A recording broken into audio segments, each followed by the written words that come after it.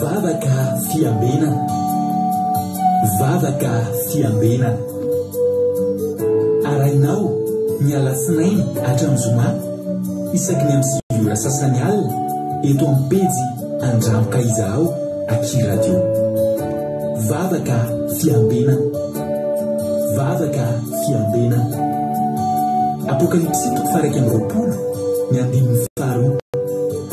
Ary nahita aho fa indro ny tanàna masina dia Jerosalema vaovao nidina avy any an-danitra tamin'Andriamanitra, voaomana tahaka ny ampakarina efa miaingo eo amin'ny vadiny.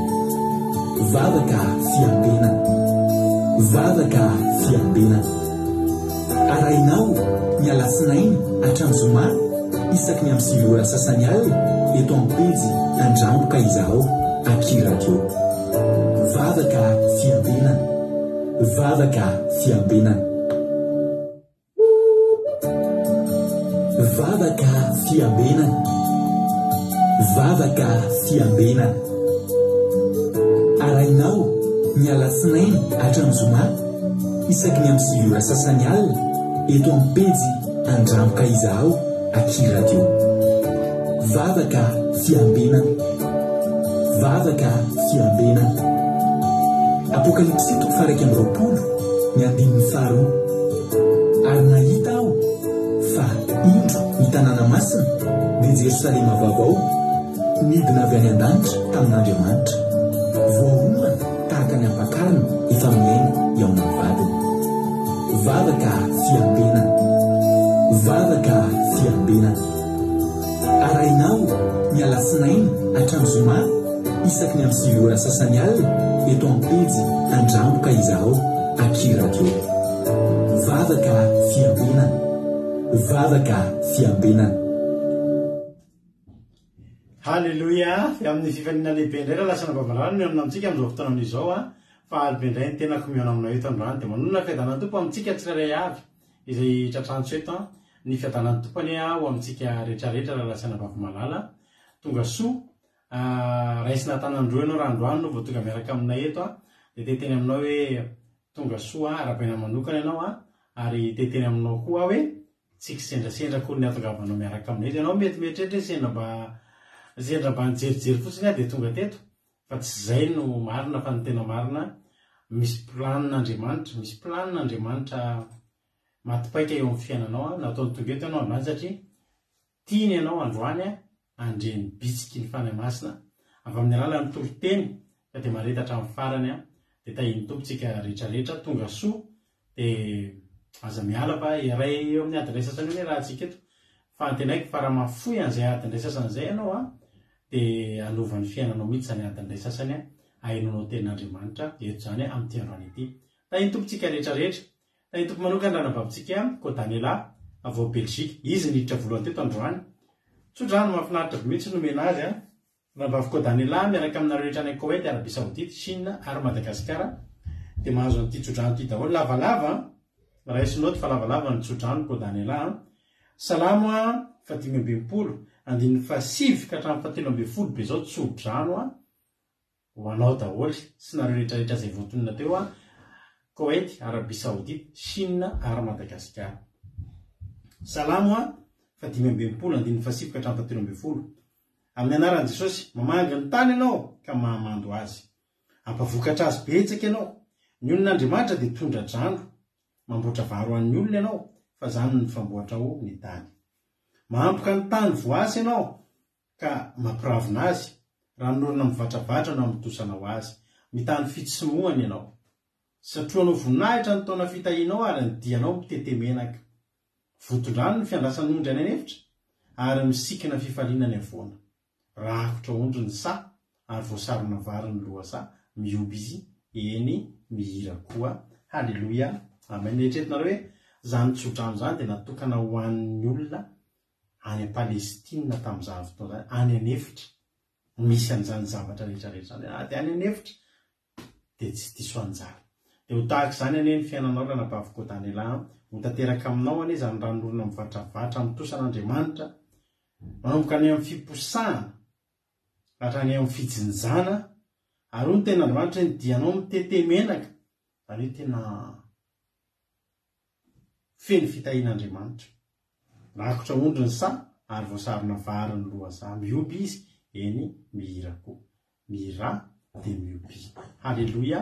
Hoanao zany tsodrano za mahafinaritra be tsodrano io amin'ny fotoana mbola hitoritsika an'io teny fa mahafinaritra be mihitsy io. Halleloia. Agnatantsika amin'Andriamanitra mba hisy tobotsain'Andriamanitra fa amin'ny toriteny io mba ho toriana amintsika rehetrarehetra fa ilaintsika io. Halleloia. Zay ny tsodrano salamy 520 andininy 7 ka hatramin'ny 720. Halleloia. Mahereza daholo tahiny tompo hoano ampifaliana mihitsy zany tsodrano zany ko Daniela. Halleloia. Narakaraka azy tao tojo avao Allemagne Razana Monique Koweït ko Daniela Belgique Marie Hortensine Koweït Tina Rakoto Zaka France Angelina Diamant Chine Kadaka Malala France Lovlitina France Shelina Rosmina France Kota Léonie Koweït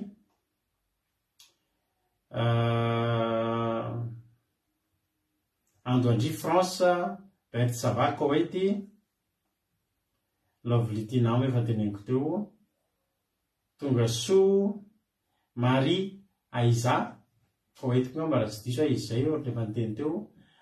De tahiny tompo Fabiola Koweït tahiny tompo Rantarina Marie Charline na Madagasikara tonga so i Fontaine Lalanirina France tahiny Jesosy Mampionina France Yama Odila Koweït tonga so Miriarandria Malala Madagasikara tahiny Jesosy Eliza Tsiala Koweït Marie-Jo États-Unis Tsiramboaramiel France Nambintso Makrina Koweït Zamina Kamaradin Jesosy France Moni France Mbotsilda Koweït tonga so Lina Rabavrina artisanat de Madagascar France Fabiola efa teneniko teo tonga so Bartel Madagascar de Soameva France tonga so Yadja Dumona Allemagne. Alléluia. tonga so Erikarak France Jessica Patici France Niana Mayenso Italie Ravakanana France Jesosy Fandresy mihaja Madagasikara. Alléluia. tonga so daholo isika rehetrarehetra fiadanany tokony eo amintsika marita hatramin'ny farany daholo indray ary androany tsika dia hiaraka amin'ny reto avy indray ny ekipa hiaraka amintsika androany ifity no hitondratsika anatin'ny vavaka fanombohana androany. Alléluia. dia hitory teny amintsika eto Tina Rakoto Arzaka hivavaka ho an'ny firenena kosa dia i ranabavitsika Sylvie. Alléluia. eny ary ndao alohantsika aloha ary metraka amin'ny fotoana ampelantanan'Andriamanitra marina ty anaty tonga so Canada ao ihany koa izay mbola tsy voaravako teo ao ary ndao mpandrosotsika ary fitikely izy moa zandry indrindra atao amin'ny groupe zay maharesy izy no mivavaka fanombohana metraka amin'ny fotoana ampelantanan'Andriamanitra androany ko andao ary ampandrosotsika izy tay tompo fity anao ny fitenenana. Daholo tsika rehetrarehetra dia raha hivavaka isika amin'izao fotoana izao. Jesosy io misaotra anao izay Jesosy fa nomenao tombolandro indray izay androany. Misaotra betsaka fa mbola nomenao fahasoavana izay androany. Misaotra betsaka ny amin'ny fahasalamana sy tamin'ny hery-tanjaka izay nomenao anay Jesosy androany. Dia misaotra betsaka fa mbola tonga eto indray izay afaka mihaino ny teninao. Misaotra betsaka fa mbola manana fahafahana mijery an'ity fandarana ity indray izay androany Jesosy dia apetraka fiana ampelantananao Jesosy ny connexion an'ity fandarana ity mba tsy tapatapaka Andriamanitra satria fantatrao fa maminay ity fandarana ity ary maminay ny teny izay entinao amin'ny alalan'ity fandarana ity Andriamanitra. Dia ianao anendry ny lelan'ny mpanomponao ihany koa mba ahafahany tena mitondra tsara ny teny izay tianao ampitaina aminay Andriamanitra. Ianao anendry ny lelana, ianao ane ositra an'zareo Andriamanitra. Dia raha misy olona Andriamanitra mbola tianao kasihana kanefa mbola tsy eto, raha misy olona tianao ovaina nefa mbola tsy eto Andriamanitra dia ianao any hitondra an'izany olona izany ho eto amin'ity fandarana ity mba ahafahany mihaino ny teny izay hoentinao amin'ny alalan'ity fandarana ity Andriamanitra. Sotra betsaka Jesosy. Halleluja. Amen. Halleluja. Makasitraka ny fity tao anatin'izay tenin'Andriamanitra izay nentin'izay izay vavaka izay nentin'izay Andriamanitra manankarem-pahasoavana ny amaly fitianao fity dia mahirezatra any mitombo fahasoavana mitombo ositra ao amin'i Jesosy. Halleluja. Andohatsika aloha eno tenin'Andriamanitra tsika fandorotsika eno hira. Halleluja. Dia ataontsika tira mahafinaritra be ity. Hira nataon'ny Ranabavy Evanika tao anatin'ny fotoana tao anatin'ny takariva mahafinaritra izy ity dia tena mahafinaritra. Halleluja. Isaorantsika azy mitondra hira vaovao Ty azo hira fahatelo vaovao mbola tsy haintsika mihitsy nefa netiny teto nasotosoto mitondra hira mihitsy nirasota ato Ranabavy Someva. Ka andao notsika tirity andao raha ifonana tren'Andriamanitra sika hitondra ny tiritona tren'Andriamanitra dia menofinaritra daholo dia aorian'ny tirity todiditra amin'ny tenin'Andriamanitra avatantsika entin'ny Ranabavitsika Tina Rakoto Arzaka. Menofinaritra daholo ary tahiny tombo.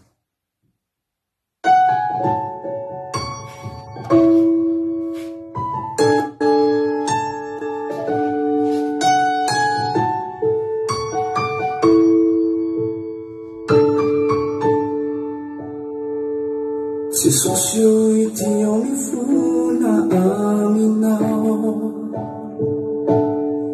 le nitondrano ny azy fijaliana asehonao teo Kalvari ny fitiavanao ay Jesosy niodako tendranao indray nalatsaka nikorinao mamonjenay teo anatreaniray madiori amin'ny ranao Jesosy masasao tena mitalawa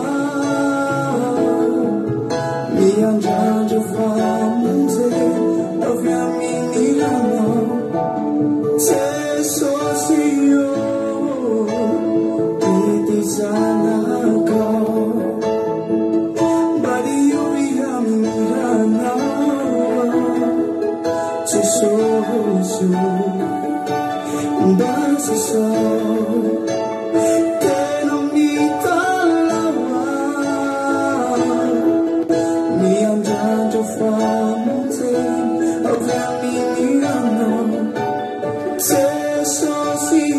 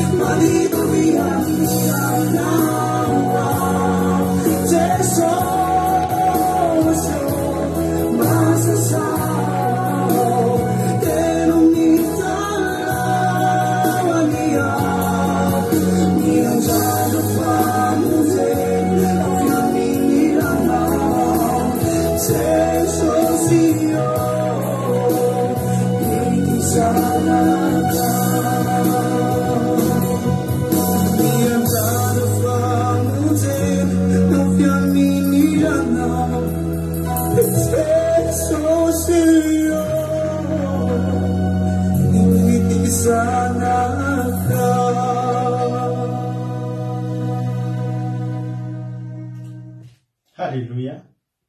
Tena tsara be mihitsy le hira.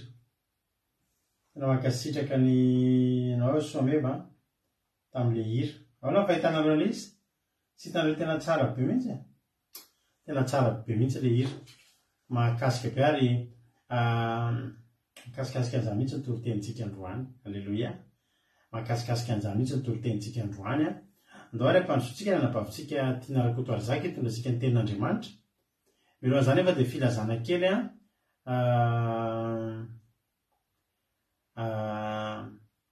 efa lazaina tamintsika many moa hoe manomboka amin'ny 14 juillet 14 août hatramin'ny fin août 14h31 zany tsy misy ny fandarantsika. Mitsahatra ny fandarana eto amin'ny andramoka izao ny radio sisany mandeha dia ny fotoam-bavaka sabata. Zay ny fotoam-bavaka sabata sy ny radio ny mandeha ny fandarana rehetra akoatran'ireo zanam-pandaharana. Fa izay fandarana miainga avy eto aminay zany tahaka ny hoe takariva mahafinaritra ninona zavatra miainga avy eto aminay dia ny radio ny mandeha dia ny radio ny mandeha dia ny fotoam-bavaka sabata fa mangina aloha ny vavaka fiambenana. Raha mba mety dia averina efa irafa nomaniko amin'ny famarananao fa andao mino fa mbola tsy lasa lavitra be ny fotoana averintsika fandroany zay fa nazako ary ty be andrina dia am'izay koa. Isika koa moa izay ira vaovao dia mba averimberitsika mba ho haintsika aingany na amin'ny sabaty zay mbola ataontsika manakoako eto ao fa mena fafapolo inary efa aveo averintsika izay izy zay fa filazan-draharaha kely aloha melohan'ny notsika tenin'Andriamanitra dia averintsika izay izy zay. Zany hoe ny sabata 12 tsika ny misy fandarana dia tapitra izay dia amin'ny 31 hatramin'ny 31 tsy misy. Ny 1er septembre zoma dia mionetotsika anaty misy sandrata sy vavaka fiambenana. Ny sabata 2 sy ny lahady 3 zany hoe alohan'ny fidiran'ny mpianatra dia anatanteraka fifadikanana isika hiatrehantsika ny taom-pianarana vaovao indray ho an'ny ankizy. Tsika ray aman-dreny ifady amintsika ho an'ireo zanatsika ireo mba ho taom-pianarana tena mino fa ny taom-pianarana ny zanakitsika ireo dia nety be tsara daholo nenay dia ijonay vavolombelona fa tena nety ary tena hoe isaorana an'Andriamanitra.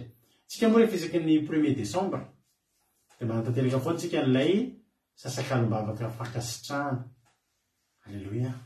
Indray amaranantsika ny taona iny tsika tsy miandry farany taona voakasitraka fa ny fivadikanana ao ataontsika amin'ny 2 sy ny 3 septembre zany etsika tena hoe hiatrehantsika sy ny zanatsika ny taom-pianarana avy nandeha vacances daholo ka fa na hoantsika ty andafy septembre zany efa avy nandeha vacances daholo ny akamaroan'ny olona dia vitany vacances dia atombotsika amin'ny fifadikanana tahaka ny isa-taona hoy moa zany efa fataontsika isa-taona eto ny fifadikanana rehefa alohan'ny idiran'ny mpianatra sy tiverinantsika hiditra hiasa mba ho taona anankiray taom-piasana sy taom-pianarana vokatra omban'Andriamanitra mihitsy dia atolotsika eo aminy fifadikanana 2 andro fa tsy 3 andro ny ataontsika amin'ity fa 2 andro. Halleluia. Ao anatin'ny ty taona ty koa tsika nankalazany fa 9 taona. Halleluia. Fa 5 taona ka fa 5 taona ny Aki Radio amin'ny 1er octobre. Hitantsika eo daholo ny fomban-daminana n'izany rehetra fa mino fa mba hanao zavatra kely tsika amin'io etsika mavaka daholo zany rehetrarehetra zany. Zay ny filazan-draharaha dia samita iny tompy daholo. Andao averintsika ary lera teo ho voninahitran'Andriamanitra sady mba amin'izay antsika le hira. Andao averintsika lera dia aorina zay dia hitsavarana amin'ny tenin'Andriamanitra etiny tiana rakotoary zaka isika. Da iny tompy meno finaritra daholo.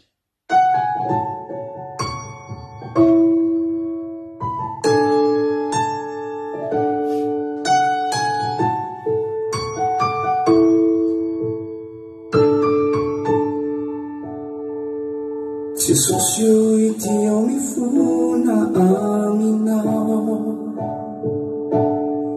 lay nitondrano ny azo fijaliana Aseonao teo Kalvari ny fitiavanao ay Jesosy no niodako e Tendranao indray nalatsaka Nikorinao mamonjenay Teo anatrehan'iray Madio amin'ny aminao Jesosy Masasao Tena mitalawa Miandrandra famonjy Avy amin'ny ranao Jesosy io Ity zanakao Madio amin'ny ranao Jesosy io Masasao Tena mitalawa Miandrandra famonjy Avy amin'ny ranao Jesosy io Ity zanakao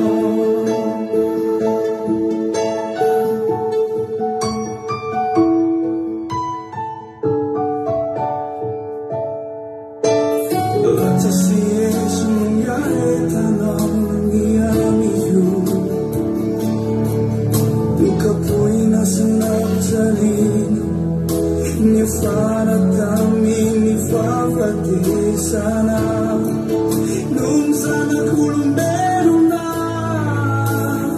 Isasaniya Leksimedi kya chamini sao Kami andana ni nafuna Madiuwi amini ranao Jesosyo Tena mitalawa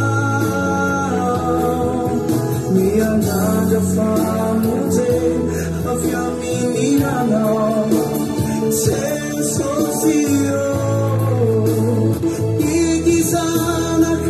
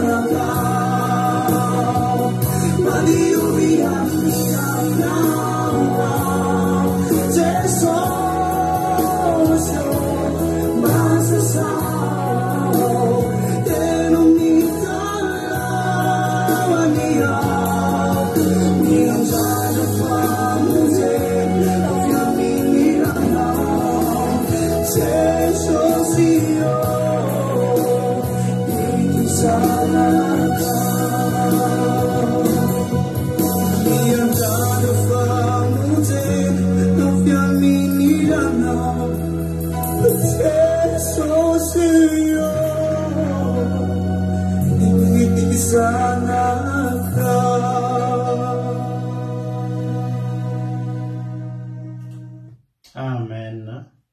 Mino fa nahazo fahafapo daholo tsika rehetrarehetra. Alleluia.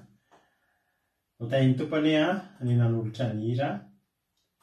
Fa tsikitra amin'ny ten'Andriamanitra. Ten'Andriamanitra tahin'ny tompo aloha izay mbola tsy narabaiko. Faly ray ritovo eto France, firenanakoto eto France, tonga soa. Izay koa mbola tsy voaravako tao ambonimbony tao anatin'ireny ireny lantony irina Liban. Marie Eulalie Marie Rodine Marie Koweït, Andrina Suzelle Suisse, tonga soa daholo. Izy koa ia ao amin'ny efa amin'ny YouTube ireo hitro amin'ny chaîne YouTube antsika ianareo Akiradio radio Akiradio dia vitanareo io ireo raha te mbola ihainareo. Ao misaotra Angelina Diamant filazana zay daholo ary. Halleloia. Ndao tsika hitra amin'ny ten'Andriamanitra raha nabavitsika tiana rakotoary zaka izy no tonga antsika anatin'ny ten'Andriamanitra.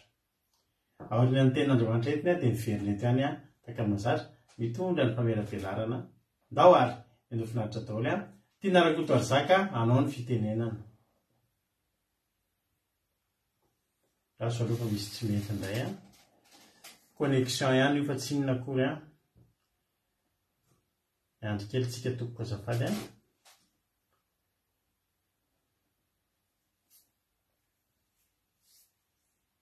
ndao ary. Jesosy antsika rehetrarehetra dia faly ny tenako zava-malala izaranareo ny teny masin'Andriamanitra androany. Androany tsika dia resaka momba ny fitiavana. Zany hoe fitiavan'Andriamanitra zany rehefa malala dia angamba fantatsika tsiraray avy hoe inona ny anton'izany, ary androany dia mba te hizaranao ary te mba ampatsiahy kely aminao hoe ahoana izany tena hoe fitiavan'Andriamanitra tsika izany. Amin'ny anarany Jesosy no amaikitsika ny teny masin'Andriamanitra. Izany teny izany dia hitantsika ao amin'ny Jona 7:9-10 ka hatramin'ny 17. Amin'ny anarany Jesosy. Fa toy izao ny tiavan'Andriamanitra izao tontolo izao, nomeny ny zanan'ilay tokana mba tsy ho very izay rehetra mino azy, fa hanana fiainana mandrakizay. Halleluia, amen. Izany teny mamy, tena mamy izany rehefa malala dia tena hoe nomen'Andriamanitra antsika. Ary izany teny masina mahery izany rehefa malala dia tena tsy tokony ho very, tsy tokony ataontsika tsinotsinona amin'ny fiainantsika. Androany dia te mba ampatsiahy kely anao hoe ahoana izany fitiavan'Andriamanitra nomeny anao. Efa nandefa mpanompon'Andriamanitra be dia be tetỳ tany Andriamanitra, fa izay rehetra nalefa ny tetỳ dia tsy navita ny adidiny daholo. Ary mbola nitiavan'Andriamanitra antsika dia mbola niala nenina farany izy dia nalefa ny zanany, tena hoe zanany. Tsy hoe iza nalefany fa tena hoe zanany. Noho ninona? Noho ny fitiavany antsika rehefa malala. Nomeny ny zanan'ilay tokana mba tsy ho very izay rehetra mino azy, fa hanana fiainana mandrakizay. Mbola namafisin'Andriamanitra ihany koa hoe mba tsy ho very izay rehetra mino azy, fa hanana fiainana mandrakizay. Ianao izany androany rehefa mitondra ny fitiavan'Andriamanitra eo amin'ny fiainanao dia tadidio rehefa malala fa tsy hoe vitany mahazo ny fitiavan'Andriamanitra ianao, mahazo ny tena hoe fahasambarana ianao, fa mbola nananao ihany koa izany hoe fiainana mandrakizay. Inona moa no dika an'izany rehefa malala? Rehefa tena hoe resinao izao fakapana rehetrarehetra eto an-tany izao, rehefa tena hoe resinao izany tena hoe fijaliana, tena hoe resinao izany tena hoe zava-dehibe, tena hoe manakatsakana eo amin'ny fiainanao. Rehefa olon'Andriamanitra ianao, rehefa mpanompon'Andriamanitra ianao ka manaja ny fahamarinana, manaja ny teny masin'Andriamanitra, manaja ny tena izany tena hoe zavatra tena tian'Andriamanitra. Ao no hoe ny sabata rehefa malala. Sabata dia tena andro tena hoe andro iray natokana ho an'Andriamanitra. Izany ny fahamarinan'Andriamanitra. Raha voatandronao izany rehefa malala dia hoy Andriamanitra hoe omenanao ny fahamarinana, omenanao ny famonjena, omenanao ny fiainana mandrakizay miaraka amin'ny fitiavan'Andriamanitra. Manomboka androany izany rehefa malala dia tadidio tsara fa ny fitiavan'Andriamanitra izany dia tena hoe tsy zavatra kely fa zavatra lehibe izany amin'ny fiainantsika. Dia aza mora kivy hoe rehefa miatsika fijaliana, rehefa miatsika iny izy ity fijaliana,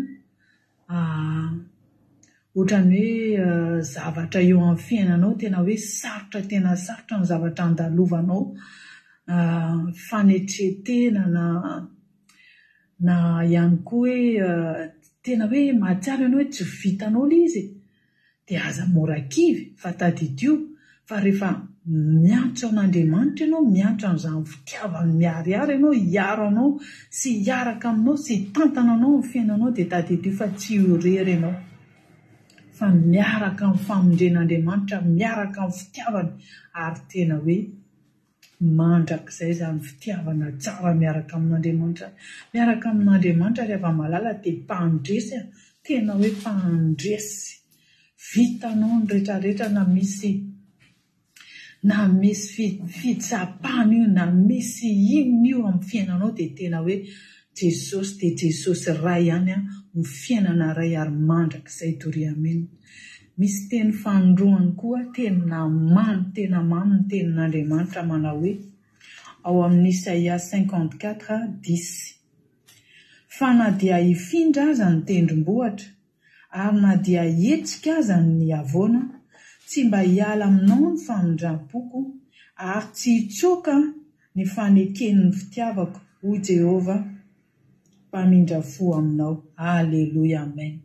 Na dia hifindra ara ozy Andriamanitra io tendrombohitra io, na dia hetsika ara ny havoana dia ny fitiavako ozy Andriamanitra dia tsy hiala aminao fa hiaraka aminao foana.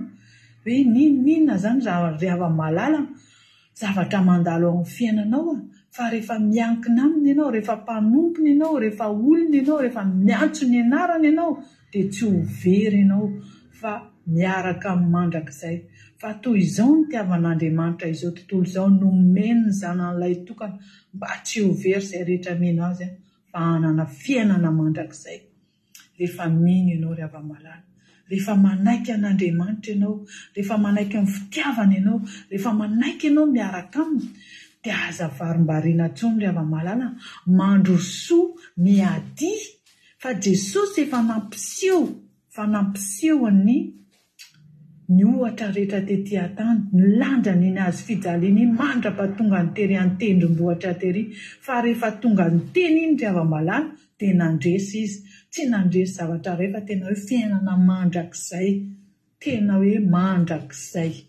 Izao Jesosy dia tena sambatra fa raha teo toy izany koa ianao rehefa malala dia aza adino ny tenin'Andriamanitra, aza adino ny fitiavany miaraka anao, miara-miady aminy mandrakizay tory amena. Dia mino rehefa malala fa nampifoanao, nampihetsika anao izay teniko izay ary nampahery anao dia voninahitra ao an'Andriamanitra mahery indrindra mandrakizay tory amena. Aleluia, amen. Da iny Jesosy antsika rehetra. Aleluia. Mankasitraka. Malala dia aza adino ny tenin'Andriamanitra. Mankasitraka rindrandrindra vavy tiana rakotarzaka teto anatin'izay tenin'Andriamanitra izay nentin'izay. Andriamanitra manakireo pasoavana ne amaly fitianao mitombositra mitombo fa soavana hatrany hatrany dia mahereza foana amin'ny asan'ny tompo raha nampahafitiana rakotarzaka. Aleluia. Teny efa fahentsika matetika nentin tamintsika androany. Filazantsarany Jaona toko 7 fa tsy Jaona 7 filazantsarany Jaona toko 7 andininy fa 11. Kun ten'Andriamanitra hoe fa toy izao ny tiavan'Andriamanitra amin'anarany Jesosy, fa toy izao ny tiavan'Andriamanitra izao tontolo izao nomeny ny zanan'ilay tokana mba tsy ho very izay rehetra mino azy fa hanana ny fiainana mandrakizay.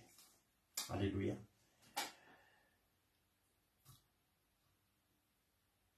Za tsy haiko nareo mba ohatra nahako hatrambola kely nainao an'izany teny izany fa tena tsy azoko an-tsaina mihitsy izany hoe ahoana ary izany hoe toy izao ny tiavan'Andriamanitra izao tontolo izao nomeny ny zanan'ilay tokana. Aiza ilay zanan'ilay tokana? Nomeny ana ahoana? Aiza zao zany zavatra nomeny azy? Aiza zany olona nomeny azany? Zanan'ilay tokana nomeny ana aiza? Ahoana? Tsy haiko tao rehefa nanontany an'izany taloha hoe tonga ve dia azonareo izany teny izany taloha fa izany tamin'izaho mbola kely, na tamin'izaho tsy mbola kely ary fa tamin'izaho mbola tsy nivavaka, mbola tsy nandalina, mbola tsy nianatra anatin'ny filazantsara ohatra izao tsy azoko mihitsy inona zany hoe zavatra mangitana. Toy izao ny tiavan'Andriamanitra izao toy izao nomeny ny zanan'ilay tokana mba tsy ho very, iza izay rehetra mino azy, mino an'ilay zanan'ilay tokana nomena zany de mila in'olo fahanana fiainana mandrakizay ndrano hoe azavaiko amintsika misimisy kokoa zany toy izao ny tiavan'Andriamanitra izao tontolo zao nisy fitiavan'Andriamanitra to de fao be zany tsy hoe toy izao ny tiavan'Andriamanitra ny Elizatsiala de toy izao koa ny tiavan'Andriamanitra ny Jonatana de toy izao koa ny tiavan'Andriamanitra ny Rabavilina toy izao koa ny tiavan'Andriamanitra ny Ama toy izao koa ny tiavan'Andriamanitra ny Marie Hortensine tsy zay le izy fa nisy etsika fao be zany nataon'Andriamanitra zany indray mandeha natao taloha mantsy natao isaky ny isan'olona natao isan'andro atao isam-bolana isam-taona izany etsika izany ny tanjony eto de zao zavatra ray ihany mba tsy ho very ny olona de mba hanana fiainana mandrakizay zay zany ny tanjon'Andriamanitra hatramin'ny sin'ny olombelona teto tany de tsy miova ny tanjon'Andriamanitra fa ray ny tanjon'Andriamanitra de mba tsisy ho very fa mba ho any anana fiainana mandrakizay. Halleluja. Ary fantatsika tsara fa ny programan'Andriamanitra tamin'ny Adama sy Eva de ho iaina mandrakizay tsisy fampatesana fa nisy ihany fampatesana satria tonga ny fahotana efa tonga ny fahotana de tonga ny fampatesana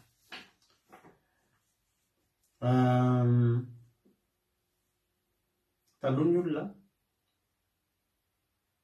zao aloha le izy zao no tiako tenanareo ny atogavan'i Jesosy eto hoe nomenatsika de ny ainy no nomenatsika zay le izy ny ainy zany hoe takany hoe nomena ny fatin'i Jesosy zany tsika melohan'ny sy ny fatin'i Jesosy ny faty de lohavana fandatsahany raha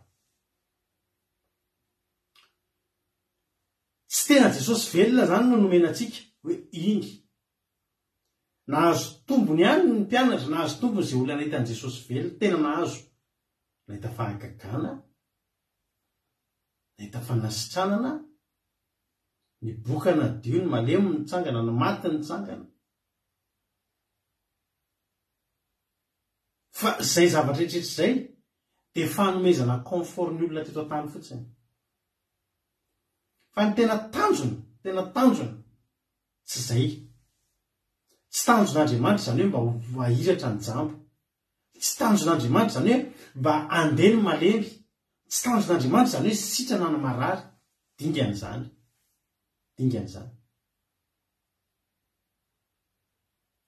fanomezana fiainana mahafinaritra sy fiainana be dia be fotsiny zany fanomezana confort eto amin'ity tany ity zany nanamorana sy nanatsarana fiainana teto tany hoe jambo ianao lasa nahita ny tsara ny fiainanao boky ianao tsy afaka niarina eny an-tany olona lasa nadio niova ny fiainanao fa tsy zay ny tanjon'Andriamanitra de zavatra ray mba tsisy ho very ny olona de hanana fiainana mandrakizay inona nefa mahatonga ny olona ho very sy tsy manana fiainana mandrakizay tsy voavonjy ny olona tsy voavonjy de ny olona tsy voavela heloka ary natonga Davida antena amin'ny Psalamy 1:3 efa nitoritsika teto hoe sambatra ny olona zay voavela ny helony sy voasarona ny fahotana sambatra ny olona zay tsy isain'i Jehovah heloka ary tsy misy fitaka ny fanahiny na inona tsara ny fiainan'ny olona eto an-tany ka tsy voavela ny helony ary tsy voasarona ny fahotana de tsy ho sambatra zany olo zany hitaitainy zany olo zany de ho tahaka an'ireny mpira malaza sy olona manan-karemby reny alohany ho faty de mitaitaina am'izay satria ho fatany zavatra lehany fatany toerana lehany ny tanjon'Andriamanitra de mba tsisy hahaverin'ny olona rehetrarehetra mba hananany fiainana mandrakizay fantary fa aorinan'ny fiainantsika eto izay mandalo fandalovana fitopolona valopolo de misy fiainana mandrakizay miandry atsika ary fiainana mandrakizay io mizara roa na fiainana ratsy mandrakizay na fiainana tsara mandrakizay ny manakana ny olona tsany amin'ny fiainana mandrakizay le tsara dia ny fahotana ny fisarany amin'Andriamanitra. Ny mampisaraka atsika amin'Andriamanitra dia tsotra, indro ny heloka ireo no mampihevitra mampisaraka aminareo ny Andriamanitra ka tsy mihaino anareo aho. Tsy hoe mahantra ny olona dia tafasaraka amin'Andriamanitra, tsy hoe noana ny olona dia tafasaraka amin'Andriamanitra, tsy afaka fanadinina ny olona dia tafasaraka amin'Andriamanitra, fa fahotana no mahatonga ny olona tafasaraka amin'Andriamanitra. Rehefa manota ny olona tafasaraka amin'Andriamanitra, mahatonga ny olona tafaavana sy vita fihavanana amin'Andriamanitra re dia ny fafana ny ota. Inona ny famafana ny ota? Ny famafana ny ota hatramin'ny andro nisian'ny zanak'olombelona, ny fanagomiana, ny figomena ny otatsika dia raha ihany, raha tsy misy afa-tsy raha. Rehefa nanota Adamaseva tany amin'ny andro ny Adamaseva dia nandatsa-dra Andriamanitra. Rehefa akitsika vetivety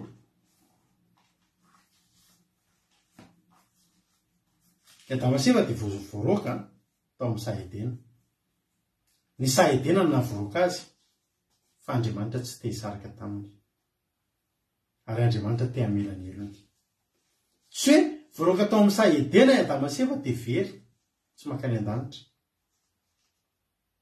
fa rehefa namela an'Andriamanitra, navelan'Andriamanitra ny elony, vita fihavanana amin'Andriamanitra izy, Sahedena tsy nidirany intsony, fa ny lanitra mbola azo nidirana. Ary ny lanitra tsy mikatona rehefa mbola voavila heloka sy vita fihavanana amin'Andriamanitra isika. Ary avako. Zay tsika zany amin'ny Genesis 3:3 andiny faraiky ambola rehefa avy nanota ninana n'le voankazo voarara zany dia Adamaseva dia nahita tokoa fa mitanjaka ry zareo. Dia teo dia nibedesin'Andriamanitra araka ny toro-tenitsika vao tamin'ny herin'ny sabata iny hoe tonga dia voahozina ny menarana, nahazo ny sazy mendrika azy Eva, nahazo ny sazy mendrika azy i Adama. Fa tao ambadik'izay no ny fitiavan'Andriamanitra, no ny falebiazan'ny fitiavan'Andriamanitra dia any amin'ny andiny faraiky amby roapolo ary hoy Jehova.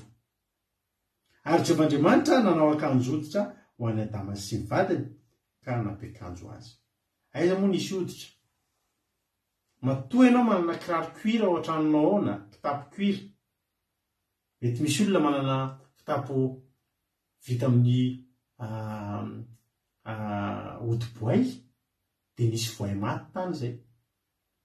Tsy afaka hiravaka, tsisy ireny cuir rehetrarehetra anaovantsika ireny raha tsy efa nisy biby tany nangalana ny omby tany nangalana ny cuir iny. Io seza anao amin'ny salon io omby ny vonoina ny nazahoana ny cuir ao amin'ny sezanao io.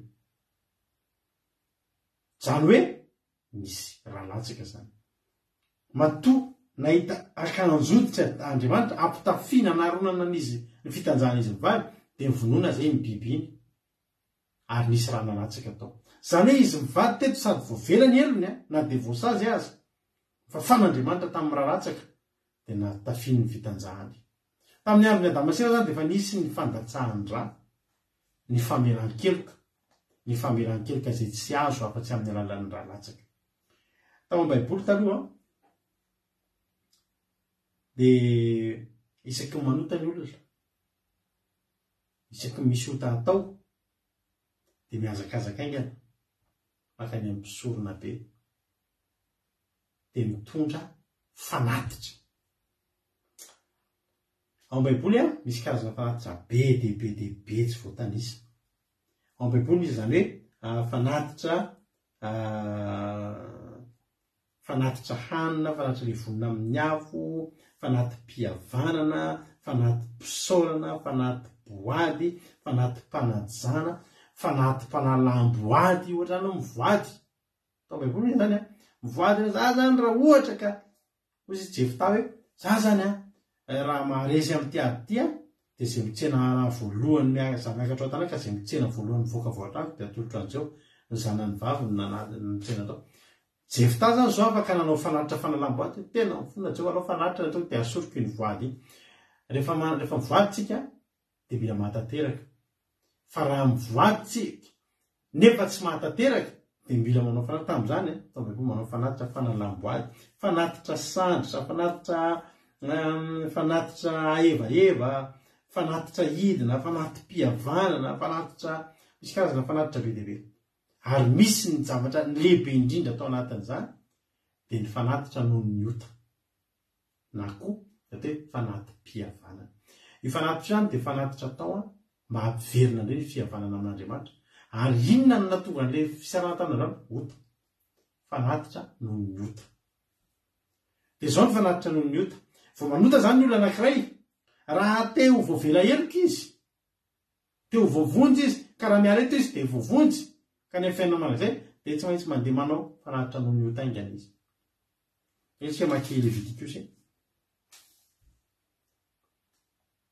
Ny fanatitra noho ny ota atao alatsa-drano biby dia ataty eo atondraka eo amin'ny altara ny rà sady tononona ny anaran'iny olona iny. Ohatra zany zazo nanao fahotana dia makany ampisoana iny tena nanota. Tena ohatra ny zavatra mbola ataon'ny katolika amin'izao, makany amin'ny opera dia mikofesy zany opera nangalatolona nangalam-pihinana amin'ny opera dia zany be anaka impina nangalam-pihinana marina parivon'ny andro nandritry ny herinandro na tsy lozana amin'ny opera milako taony atao ambulany taona ny avatra amin'ny ampango izy opera hoe mandana fahafoverany eloko ao. Ohatrohatr'ireny zany le tamin'izany makeo ampisolona dia tena mitondra fanatitra falatsa-drà fanatitra noho ny ota dia tonga dia iny no tononana itojo dia mifona aminao a Jehovahandriamanitra ny amin'ny tojo fa tojo anke Jehovahandriamanitra tsy navitana mitina toroteny ohatra zany. Mifona aminao ara Jehovahandriamanitra fa io nge baritelina nge Jehovahandriamanitra tena ohatra. Sady mitondra ny biby nentin'ny baritelina zany. Dia miala avy eo ohatra ny teneny fa miala avy eo zany baritelina madiodio vita ny fanatitra. Vita fihavanana amin'Andriamanitra, vita fanatitra noho ny ota, vita fihavanana amin'Andriamanitra. Dia izao, anketsika maki ten'Andriamanitra. Leviticus 5 manontolo vaketsika nge. Leviticus ny Leviticus 4 dia milaza momba ny atao hoe fanatitra noho ny ota. Io ilay vao niresahako teo. Leviticus 4. Takeo vaketsika aloha dia ny voalohany sy faharoa ary ny fahatelo amin'ny Leviticus 4. Fanatitra noho ny ota. Ary Jehova niteny tamin'ny Mosesy ka nanao hoe miteny amin'ny zanak'Israely raha misy olona manota tsinana ny didin'ny Jehova amin'izay tsy tokony atao ka mandikany anankiray amin'ireny. Fa raha mpisolona voaositra ny manota ka mahamelokolona dia aoka hanatitra vato-trombalahy tsy misy kileny izy noho ny fahotany izay nataony dia fanatitra noho ny ota ho an'i Jehova. Na ny mpisolona ary zany, ny mpisolona angeza be. Ary taloha ny angezan'ny fanatitra dia arakaraky ny toerana misy ny olona anankiray. Olona madinika kely mbola olona ohatra zany olona mbola tsy pino mbola reny manota dia kelikely ny ota taony dia efa meny fanatitra noho ny ota taony. Fa arakaraky ny mahalehibe dia raha vao mpisolona manota dia vato-trombalahy mihitsy. Fa ny ankabetsahan'ny fanatitra noho ny ota dia mijanona eo amin'ny osilahy na ondrilahy. Fa raha mpisolona dia vato-trombalahy mihitsy. Zany hoe tsy maintsy misy raha latsaka. Fa arakaraky ny toerana misy anao dia arakaraky ny angezan'ny ota nataonao koa no apetsika ny fanatitra ataonao sy ny angezan'ny fanatitra ataonao. Fa izao Andriamanitra nefa dia mitsinjo ny olona rehetrarehetra. Misy olona zao manota tsy manana vato-trombalahy. Misy olona manota tsy manana osilahy nefa ny fanatitra noho ny ota. Dia vakitsika ny ten'Andriamanitra. Vakitsika ny Leviticus 5 amin'aran'i Jesosy.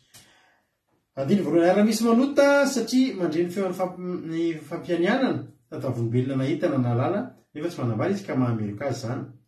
Na misy mikasika iny zavatra iny izay zavatra tsy madio, na ny fatin'ny bibidia tsy madio, na ny fatin'ny biby fiompy izay tsy madio, na ny fatin'ny biby mandady, na mikisaka izay tsy madio, nefa tsy hitany zany ka mahaloto sy mahameloka azy. Tsy tiro ny lesontsika fa mijanona kely vetivety fotsiny ahako. Mety vola tsy fantatra reo ty zavatra ty fa fahamarinana anankiray ty isika dia tsy tokony mikitika akory fatina biby maloto. Ohatra, tsika aloha tsy mihinana biby maloto fa na no mikasika ny fatiny aza dia tsy tokony ataotsika. Ohatra, ianao zany zao ohatra tsy mihinana kisoa noho ny amin'ny baiboly noho ny amin'ny didin'Andriamanitra dia ianao tsy tokony hikarakaraky iana-kisoa mifondafondra manano mitapatsapana iny tsy azo atao satria mahaloto tahaka izany koa tsy tokony anaovantsika an'ireny ohatra hoe kiraro na poketra hodi-boay na hoditra serpent reny satria reny dia biby maloto daholo fatiny reny ozy ny tena androany tsy kotianareo fampatsivana fotsiny izay teneniko izay a fampatsivana fotsiny izay teneniko izay fa tsy hijanona ela be eo antsika. Andiam-patelo misy mikasika ny fahaloton'olona dia izay fahaloton-drety aloha tsy vakitsika solona mihitsy somary lava loatra amin'iny fa izao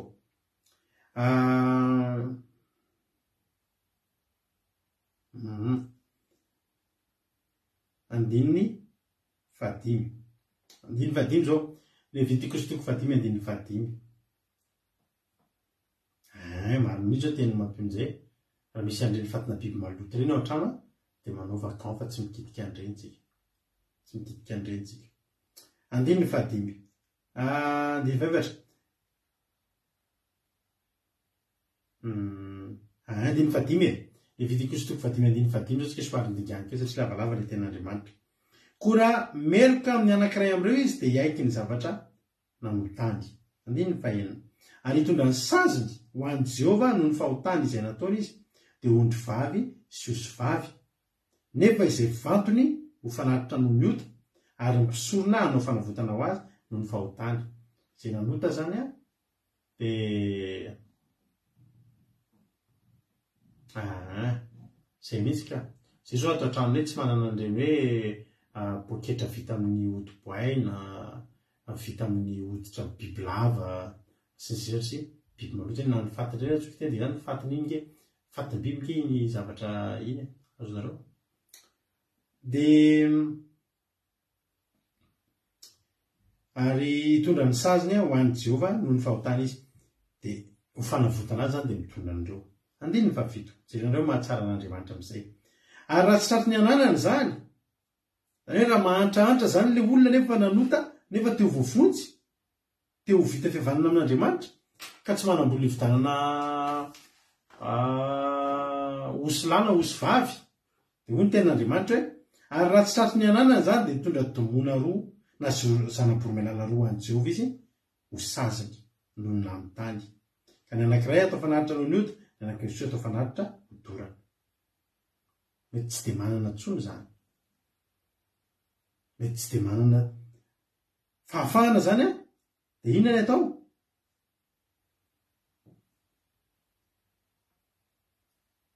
tsy mahatakatra osy zany a dia ny domona na foromelala moramora kokoa aleloia andininy fahavalo dia hitondra izay ireo ho eo ampisorona izy ary misorona kosa nanatitra ny iray aloha ho fanatitra noho ny ota ka ho tapahany amin'ny ony lohany ho afaka mivoziny fa tsy ho teheriny izy ary mafazany amin'ny rindriny ny altara ny ranony fanatitra noho ny ota ary ny raha sisa ho fiazany eo ambodiny altara dia fanatitra noho ny ota izany ary ny iray kosa dia ataony fanatitra hodorana araka ny fanao ary mipisorona hanao fanavotana ho azy no ny heriny izy anataony dia voavela ny heriny iny faraika amby folo fa raha tsy tratr'izy ananany kosa ny domona roa na zanam-poromelala roa dia hitondra amin'ny fanatiny noho ny fahotany izy raha mbola sahirana noho izany any ary mbola raisy zany hoe malagasy misy ty manao fahotany ty sahirana anke zao malagasy hoe mila mividy domona roa sy voromelala roa zany noa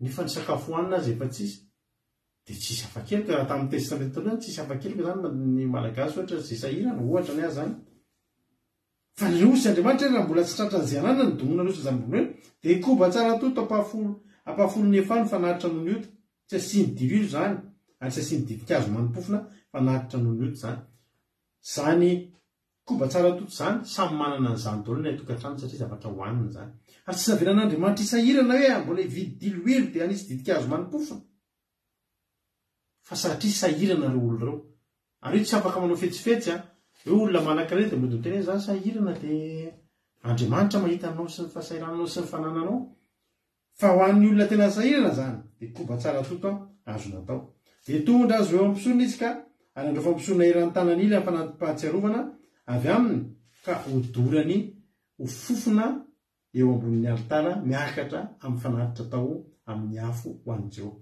Dia fanaritra n'olo io zany. Ary ny mpisorona no fanavotana ho azy noho ny fahotana izay natao tamin'ny anankiray tamin'ireo dia avela ny heriny ary ho an'ny mpisorona ny sisa toy ny fanatitra ho haniny. Izany mba karama ny mpisorona tamin'izany izay ampony. Amen, najanontsika eo iny. Zany hoe fahotana zany na dia nanota aza ny zanak'olombelona dia mbola tian'Andriamanitra foana. Mbola tian'Andriamanitra foana hoe ho afahana amin'ny fahotana ho vita fihavanana aminy mba hanino mba tsy ho very fahanana ny fiainana mandrakizay. Araka voalaza tany amin'ny Jaona 3:9-12 tao. Toy izao ny tiavan'Andriamanitra zao toy izao nomeny zanalahy tokana mba tsy ho very izay rehetra mino azy fahanana ny fiainana mandrakizay. Dia tamin'ny testamenta zao tsisy tian'Andriamanitra ho very. Fa na dia tsy manana anaovana ny osilary ianao na ny osivavy na ny vadin-drobalahy dia nakoba efa azy satria zava-dehibe amin'Andriamanitra tsy ny tena hoe tsy maintsy le fanatitra matavy fa ianao matsapa hoe diso a Jehova, hibebaka Jehova, tsy mety nataoko Jehova. Dia tamin'izany izay vita avy nanao fanatitra ny loty dia ravoravo sy miramirana satria izao manana anjara amin'ny fiainana mandrakizay. Dia tamin'izany zany dia sy ambatan'olona ny famonjena. Sur mesure ihany koa satria arakaraky ny nataonao sy arakaraky ny toerana misy anao no fanatitra mila ataonao mba hamelana ny helikao, mba hamafana ny fahotanao, mba hahatonga anao hanana anjara amin'ny fiainana mandrakizay ho vita fihavanana amin'Andriamanitra. Misy tantara mampalahelo be ao Baiboly ato tantaraiko anao. Samuela voalohany 7. Atao amin'ny Samuela voalohany misy mpisorona be atao hoe Eli. Mpisorona be atao hoe Eli. Ity Eli ity dia lehilahy tena natahotra n'Andriamanitra ary lehilahy tena manam-pahamasinana tsy nisy ohatr'izany tao anatin'ny Baiboly. Ary dia nofidian'Andriamanitra izy io nofidian'Andriamanitra izy io mba ho mpisorona be tao amin'ny tempoly.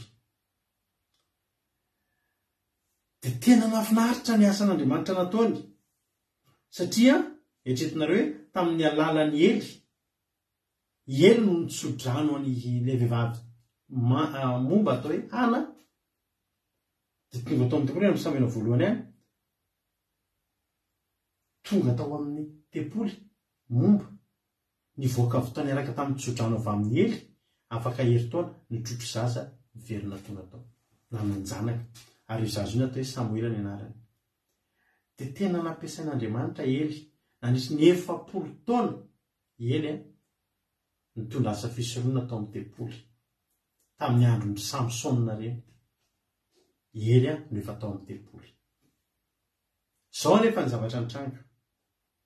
Nisy teony zany asan'Andriamanitra nataony Eli zany fa nisy fahotana ngeza be nitranga tao amin'ny fianakavian'ny Eli. Raha mamakitsika amin'ny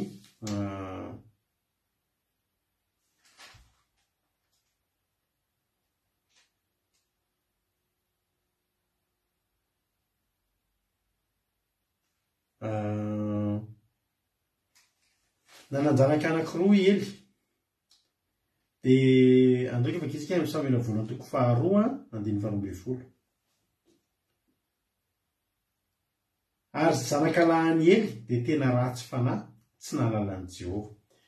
Raha hazavaina zany ty tantara ty dia izao manana zanaka-roa lahy atao hoe Ofinia sy Fineasa Eli. Dia ireo zanan'ireo nanampy andraingy nanao asa fisoroana tao amin'ny tempoly. Dia zava-doza tena nataon'izy roa lahy. Dia agnatin'io tantara io magnanasa anareo mba hamaky an'io tantara Samuela voalohany 2:2 io. Izao zavatra nataon'izy roa lahy. Rehefa tonga ao amin'ny misy vehivavy tonga anatitra fanatitra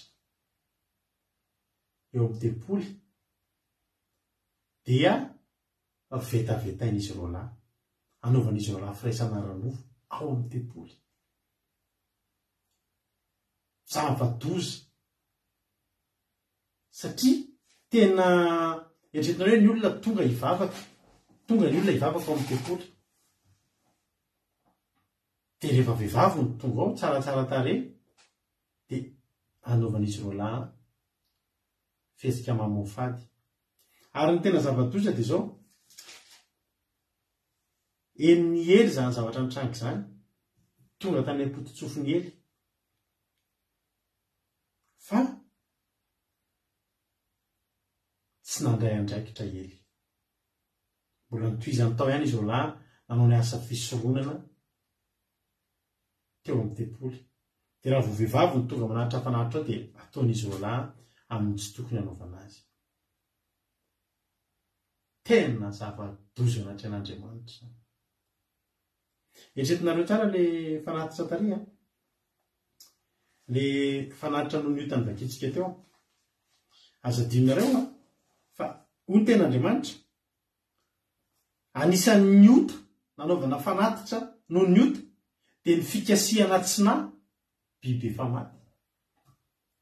Tsina tsy hoe mitady fatina biby malotra na fatina voalavo dia lololovina ataonao kilalao, fa tsina nefa amonoana biby mba hamafana fahotana. Raha miohatra amin'ny fahotan'ny zanakely hoe sady efa mpisorona no ao amin'ny trano masina fisoronana anaovana zava-betaveta, manahoana ny mety ho lanjan'izany fahotana zany aminy ty zany misy fahotana mikitika tsina biby maloto. Raha amin'izao fiainantsika zao fiainantsika amin'izao 2023 zao, tsy dikany amin'ny olona na olona mifady kisoa zao, tsy olana amin'ny olona misy vahiny ninahina kisoa tao e. Dia nareo menakavy efa tsy mihina kisoa, ao an'olona vahiny, na nareo menakavy tsy misotro toaka fa n'olona vahiny dia ampidirana toaka ao anatin'ny tokantrano. Tsy olana intsony zao amin'izany 2023 fa raha tamin'ny andro ny testamenta taloha zany ry havako, mila manao fanatitra noho ny ota mihitsy. Ary izany miteny antsika hoe tandremo ny tokantranontsika. Vakansa zao ny andro, mety manana vahiny tsika. Aza dino fa tramon'Andriamanitra tranonao io. Tandremontsika ray-panahy hoe mba misy vahiny fa zay manana havana aty andafy, ray-tapo. Mety mijery mihitsy ny ray-tapo amiko mahafantatra hoe ndreo zodahako, ny zodahako rehetrarehetra eo tia divay be daholo. Tena misy zodahako anankiray zay tena mankafy divay, tena le spesialista na divay. Hitanao rehefa izy tsy misotro divay tsotsotra reny fa tena mpandinika divay mihitsy aza zao. Tena tia divay ary tena rehefa hoe misakafo tsy mety amin'ny zareo zany hoe tsisy divay zany. Alcool io. Fa misy fotoana aty atokantranonay fianakaviana miara-misakafo dia ny zodahako na tia divay salamin'inona ary dia mahafantatra fa tsy hidirana divay ato atokantranonay. Satria maninona? Satria tranon'Andriamanitra ity. Satria misy fanahy masina atao anatin'ny tokantrano ity. Tandremo ny tokantranonareo. Ny alaina ny tokotaninay ary tsy foana sigary zany. Nenge ny tokotaninay masina. Alleluia.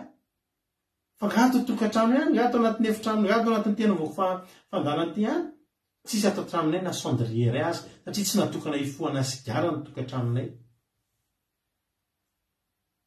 Tsisy tiry bouchon na fanesorana bouchon na divay ato, satria tsisy tronana zany ato. Alleluia.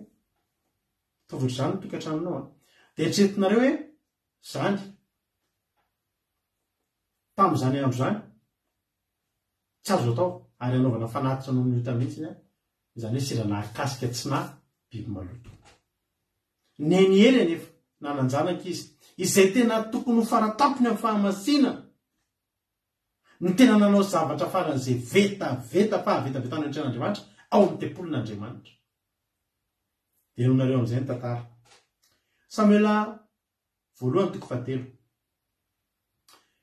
Ny soramanty dia niantsona ny Samuela ho mpaminan'ny Jehova. Dia tao hoe vakiko hoe mahafinaritra ty tantara ty fa vakiko hatramin'ny voalohany. Ny Samuela 1:7 rehetra vakiko daholo. Niantsona ny Samuela ho mpaminan'ny Jehova. Ary Samuela zany nanao fanompompy vavahana tamin'i Jehova teo anatrehany Ely. Ary tamin'izany andro zany dia nahalana ny tenin'i Jehova, tsy nisy fahitana ny seho loatra. Na ninona tsy nisy fahitana ny seho loatra intsony teo amin'ny tamin'izany andro zany, satria efa nisy fahotana teo amin'ny tempoly. Raha mbola tianao isy fahitana, isy tsy alana ny tenin'i Jehova, fa isy révélation hidina foana, isy tenin'Andriamanitra ilatsaka foana, ka masino ny tokantranonao, amasino ny tenanao. Fa tamin'izany efa naalana ny tenin'i Jehova tsy nisy fahitana ny sotsony. Ary tamin'izany avy zany raha nano teo amin'ny fandriana ely, efa pahana ny masony ka tsy mahita izy. Ary tsy mbola mahita ny jiron'Andriamanitra, mbola nisy jiron'Andriamanitra ihany tao aminy, na dia zany aza, na dia sandray ndraiky tao tamin'ny zanany ary izy. Ary Samuela efa nahary tao amin'ny tempolin'i Jehova izay nisy ny fiaran'Andriamanitra. Samuela zany natory eo akaikin'ny ao amin'ny trano fisorohana mihitsy. Samuela matory ao amin'ny trano misy ny fiaran'Andriamanitra. Tsara zany enganitsika eto mba hatory eo amin'izany toeran'izany daholo. Eo matory ianao teo akaikin'i Jehova. Alleluia. Andiny ny faefatra.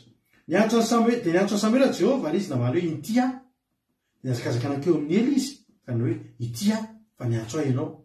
Hoy Ely, tsy niantso anao andeha mandriany. Dia lasa mandry izy. Ary Jehova niantso azy indray hoe ry Samuela. Ry Samuela. Dia fo Samuela ka nakao amin'ny Ely ary nanao hoe intia fa niantso ahy ianao. Hoy izy, tsy niantso anao anaka, andeha mandriany. Ary Samuela tsy mbola nahalala an Jehova, tsy mbola nanehoana ny tenin'i Jehova izy. Samuela zany mbola zaza, mbola tsy mahafantatra efa Jehova zany miantso zany. Taka ny maro amintsika izay tonga eto androany. Ianao zao mieritreritra hoe sendra mba tonga eto. Fa za mitenanao hoe tsy kisendrasendra fa efa Jehova miantso anao io. Inona ihany ary ty problème miseho fiangao fandroany ty miseho amiko. Dia mitinanao feon'i Jehova efa mbola tsy fantatrao. Fa hoe ataon'Andriamanitra hiazava aminao io. Andiny vavalo. Ary Jehova niantso an'i Samuela indray fanoteniny. Dia nifoy ka nakao amin'ny Ely ary nanao hoe itia fa niantso ahy ianao. Dia fantatry Ely fa Jehova niantso ny zaza. Satria Ely efa zokiny, efa manana expérience. Hoy izy Ely dry Jehova zany miantso anao zany. Ary io Ely tamin'ny Samuela. Dia mandriany ary tahiny miantso anao izy dia efa le hoe mitenenina Jehova fa mihaino ny mpanomponao. Dia lasa Samuela nialy tamin'ny fandriana. Akoandrano miteny anao. Io olana miverimberina eo amin'ny fiainanao io. Io zavatra miverimberina mampangetahetanao hitady fivavahana io. Raha mbola tonga io androany. Dia aza tonga mifaragakany intsony hoe gaga fa maninona ary any mahita an'ity fandarana ity. Fa zao no teneninao androany. Mitenena Jehova fa mihaino ny mpanomponao. Fa hiteny aminao Andriamanitra. Misy olona ohatr'izany mivezivezy. Isan'andro manontany tena inona foana ary ty fandarana tonga eto amiko ty. Aza manontany an'izay intsony ianao fa androany mitenena. Fa ny teny mifanefa ny fandimina ianao zay tonga teto manontany tena foana inona ary ny alehako eto. Zao tenenina androany aza manontany intsony hoe inona ny alehako eto. Fa mitenena hoe mitenena Jehova fa vonina iaino ny mpanomponao. Ianareo rehetra izay tonga eto reny ohatr'izany tao. Ianareo ireo vaovao aingana kely teto ny telo ny efatra tonga reto. Manao fa ohatran'ireo Fabiolaza nakandava Lena Mahensolo Lovelitina reo miteny an'izany daholo reo. Efa tsy manontany intsony zao reo hoe Mahensolo zany fa inona any ary mbola tokotao mahita an'ity fandarana ity. Fa Mahensolo efa afaka efa avy miteny mitenenina Jehova fa iaino ny mpanomponao dia tenenina Jehova izy. Alleluia. Amen. Ary avy Jehova dia nitsangana ka niantso toy ny teo any hoe ry Samuela. Tena maly Samuela hoe mitenena fa mihaino ny mpanomponao. Ary hoy Jehova tamin'ny Samuela, indro izahanao zavatra amin'ny Israely. Ka izy rehetra mandray izany dia angitsingitsina amin'ny sofiny. Amin'izany andro any dia tanterahako amin'ny Ely izay zavatra rehetra voalazako tamin'ny taranany. Atomboko izany tao tanterahako. Fa efa nambarako taminy fa ho tsaraiko mandrakizay ny tanàna no ny Elyko ka izay fantany. Satria ny zanany mahatonga ozona ho an'ny tenany nefa tsy ozy sakanany. Koa izany ny anianako tamin'ny tarana kely fa tsisy fanatitra mahafaka ny Ely ny mandrakizay. Loza. Tena ny teny Jehova. Ary Samuela no mitenena izany hoe teneno. Zaho no zavatra amin'ny tarana kely. Misy fotoana Andriamanitra miteny amin'ny olona anankiray hoe za anao zavatra lehibe amin'ny zanak'Israely aho, za anao zavatra amin'ny Joshua, za anao zavatra amin'ny Mosesy aho, za anao zavatra amin'ny Davida. Anao zavatra amin'ny Davida mpanompoko aho, zavatra tsara. Fa teto ho valiny ny fanompoana 70 taona nataony Ely. Zao ny tenin'Andriamanitra. ho tsaraiko mandrakizay ny tarana no nieloka izay fantany satria zanany natonga ozina ho an'ny tenany nefa tsy ny sakanany ainy fahotana nataon'ny zanany fahavetavetana nataon'ny zanany teo amin'ny tempoly ho tahoany ely nafantatra raha nandray andraikitra ely afaka fa ely nampitombo ny fitiavan'ny zanany ka nampanginy ny fitiavan'Andriamanitra sy ny tokony ahasaro-piaro azy amin'ny fitiavan'Andriamanitra amin'ny asan'Andriamanitra to de izy Andriamanitra ho tsaraiko mandrakizay izy ka zao na tonga ozina ho an'ny tenany izy nefa tsy ny sakanany de voaozina izy ka androany ny anianako ny amin'ny tarana kely fa tsisy fanatitra afaka ny elony mandrakizay taritsika nijery hoe raha mpisorona de vatotromba mihitsy vao mahafaka ny fahotana taritsika nahita fa raha olona sahirana na mety olona madinika de tsy manana osolahy tsy manana ondry lahy de voromailala na tomona fa rehefa tsy manana zany na koba heran'ny tanana aza de mety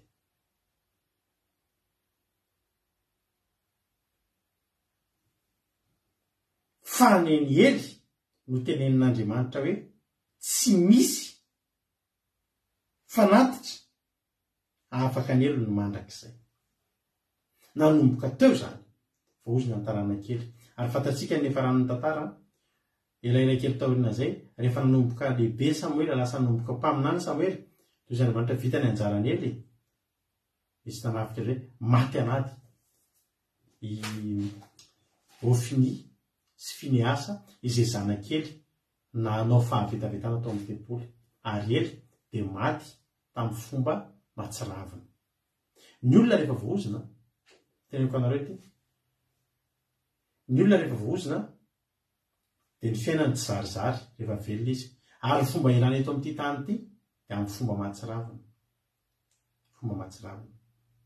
tanareo reny hoe olona maty amin'ny fomba matsiravina hoe voahitsaky ny lamasinina de tonga de potipotika ny vatany de tonga de tena ohatra eto anaty trano de maily trano de tsita trano amin'ny vatany fa levona ohatra hoe maty tonga de lany biby dibe de tena taolana sisa reny rehetrarehetra reny fahafatesana ohatra reny de reny olona ao anaty ozina ny olona maty ohatra reny fahafatesana ely nge tesina falahelo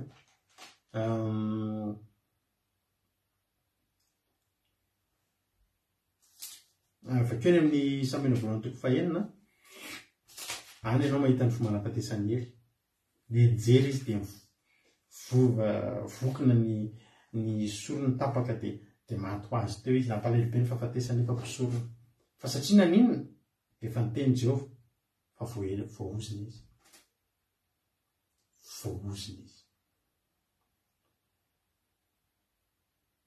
zany hoe ninona zany na ny bebaka zany izy moa i Hofni sy Fineasa tamin'ny ratsy nataony navatotromba lahy 100 aza nidolona tsy nahafaka ny elony satria Jehova Andriamanitra tena tsy isy fanatitra afaka ny elony mandrakizay amin'ny teny frantsay jerisika kely ampazavazava kely atsika kokoa ka baiboly teny frantsay de vakiko vetivety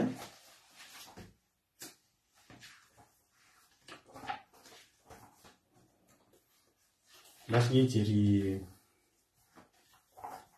ijery baiboly ngezangeza moa ty baiboly ty baiboly Samuel voalohany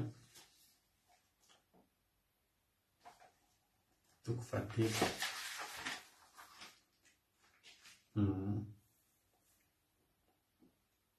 Samuel voalohany toko fahatelo andininy fa 7:10 le teny teo zany raha vakitsika amin'ny teny frantsay ho le tenin'Andriamanitra atao amin'ny Samuel voalohany teo manao hoe amin'ny teny gasy hozy izy Andriamanitra koa izany ny anianako tamin'ny tarana kely fa tsy hisy fanatitra afaka ny elony mandrakizay de raha vakitsika amin'ny teny frantsay io de hoy ny tenin'Andriamanitra hoe c'est pourquoi je jure à la maison d'Élie que jamais le crime de la maison d'Élie ne sera expié ni par des sacrifices ni par des offrandes zany hoe nofaritany mihitsy amin'ny teny frantsay tsy hoe fanatitra fotsiny ni par des sacrifices izy ni par des offrandes zany hoe ato amin'ny teny gasy izy fanatitra fa ny teny frantsay izy mizara roa misy sacrifice de offrande samy hafa zany ny offrande de fanatitra ny sacrifice de fanatitra amin'ny alahelo mazava be amintsika zany raha ohatra tsika mamaky ny any amin'ny tantaran'i Jesosy azonge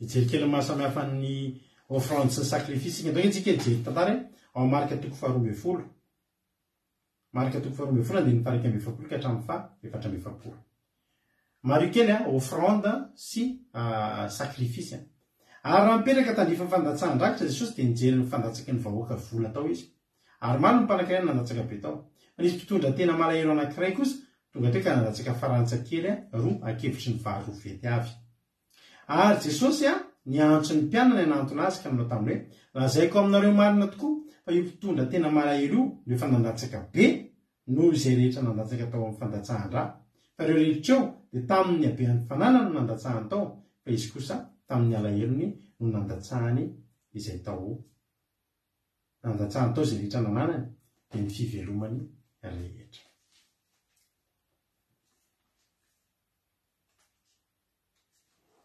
zao zany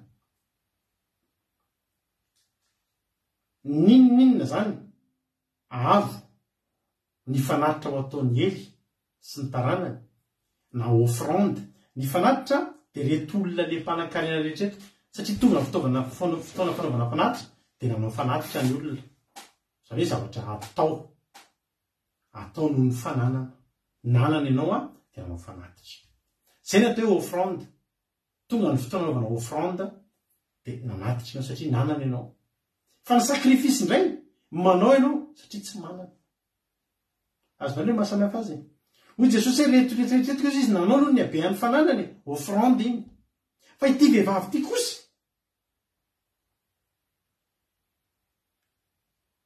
ny alahelony tamin'ny alahelony nandatsahany teo izay rehetra nananany zay le sacrifice zay mahay manavaka tsara zany satria izay dia nanao sacrifice zay ravana taloha tao anatin'ny trosy izay mivady fa nytantareko anareo fa mbola tantareko anareo tany hitsoroako vavolombelona zay rehefa vanomboka nivavaka dia nananan'olona trosy zay 900 millions trosanay olona 450 nanambola tamiko tamin'izany 900 millions FMG trosan'olona taminay efa tsy nananan'inona zao lasa ny mpanjana bola ny trano lasa ny tompotrosa zay tany mba teo amperatany tomobile efa lasa n'olona daholo hatramina firavaka niny zay teny aminao efa lasa anomboka ivavaka amin'izay izay mivady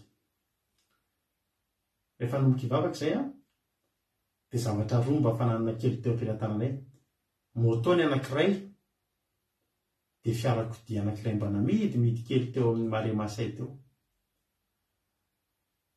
inona moa no vitan'ireo reo zany ny aingana amafana trosa 900 millions fa zao ry havana tao anaty toriteny voalohany ny amin'ny toriteny izay mivady dia voakasika izay mivady ty trosa tiky ty tsy ho afaka ty fa zao andao Andriamanitra tena zahantsika toetra andao tsika tsy hanao fanatitra androany fa andao hanao sacrifice halleluia inona ho zareo nataonay tsisy nanentananetana zany mbola tsisy nanome anay mbola tsisy nampianatra anay hoe inona ny atao hoe sacrifice fa taty anatinay mivady nisy tena reny mihitsy nisy bisika tonga dia lasa ela anatina an'le pastera dia niteny hoe zao tompoka satria tamin'izay zany nisy resaka fanentanana resaka asan'Andriamanitra hoe anetatra asan'Andriamanitra ohatra zao ka dia fiangonana tamin'izany mbola somary mbola tanaty fahasahiranana na reny sono atao reny ary mbola tsisy firetonana an'izy tobila fa bataina dia izay zany rehetrrehetra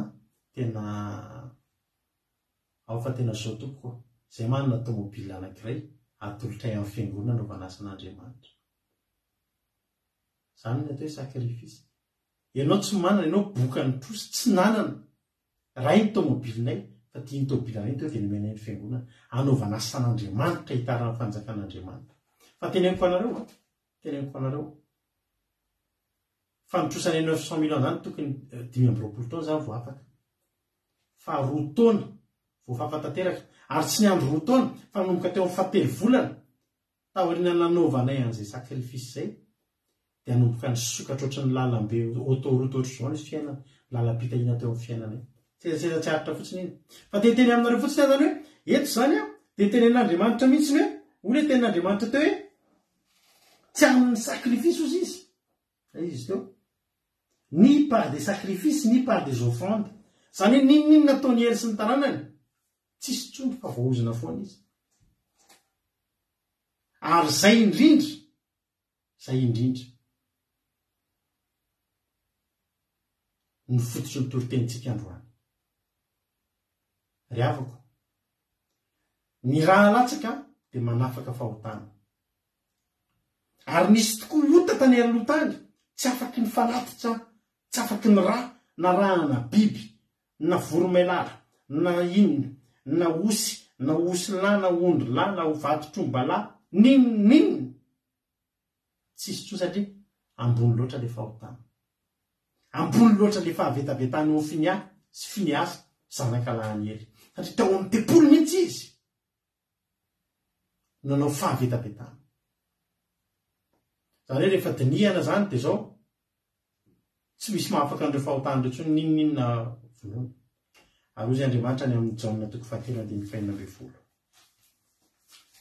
satria tiako ny olona mbola be deabe ny olona ohatra ny ry ely azy ary mbola be deabe ny olona ohatra ny ely sy ny taranany vao ozina miaina anaty ozina amin'izao fotoana izao taorian'ny ozina io a mbola nanao asan'Andriamanitra ely mbola nitoy nanao asan'Andriamanitra vo finiasa teteny aminao androany be deabe amintsika eto mbola mivavaka tokoa fa mbola anaty ozina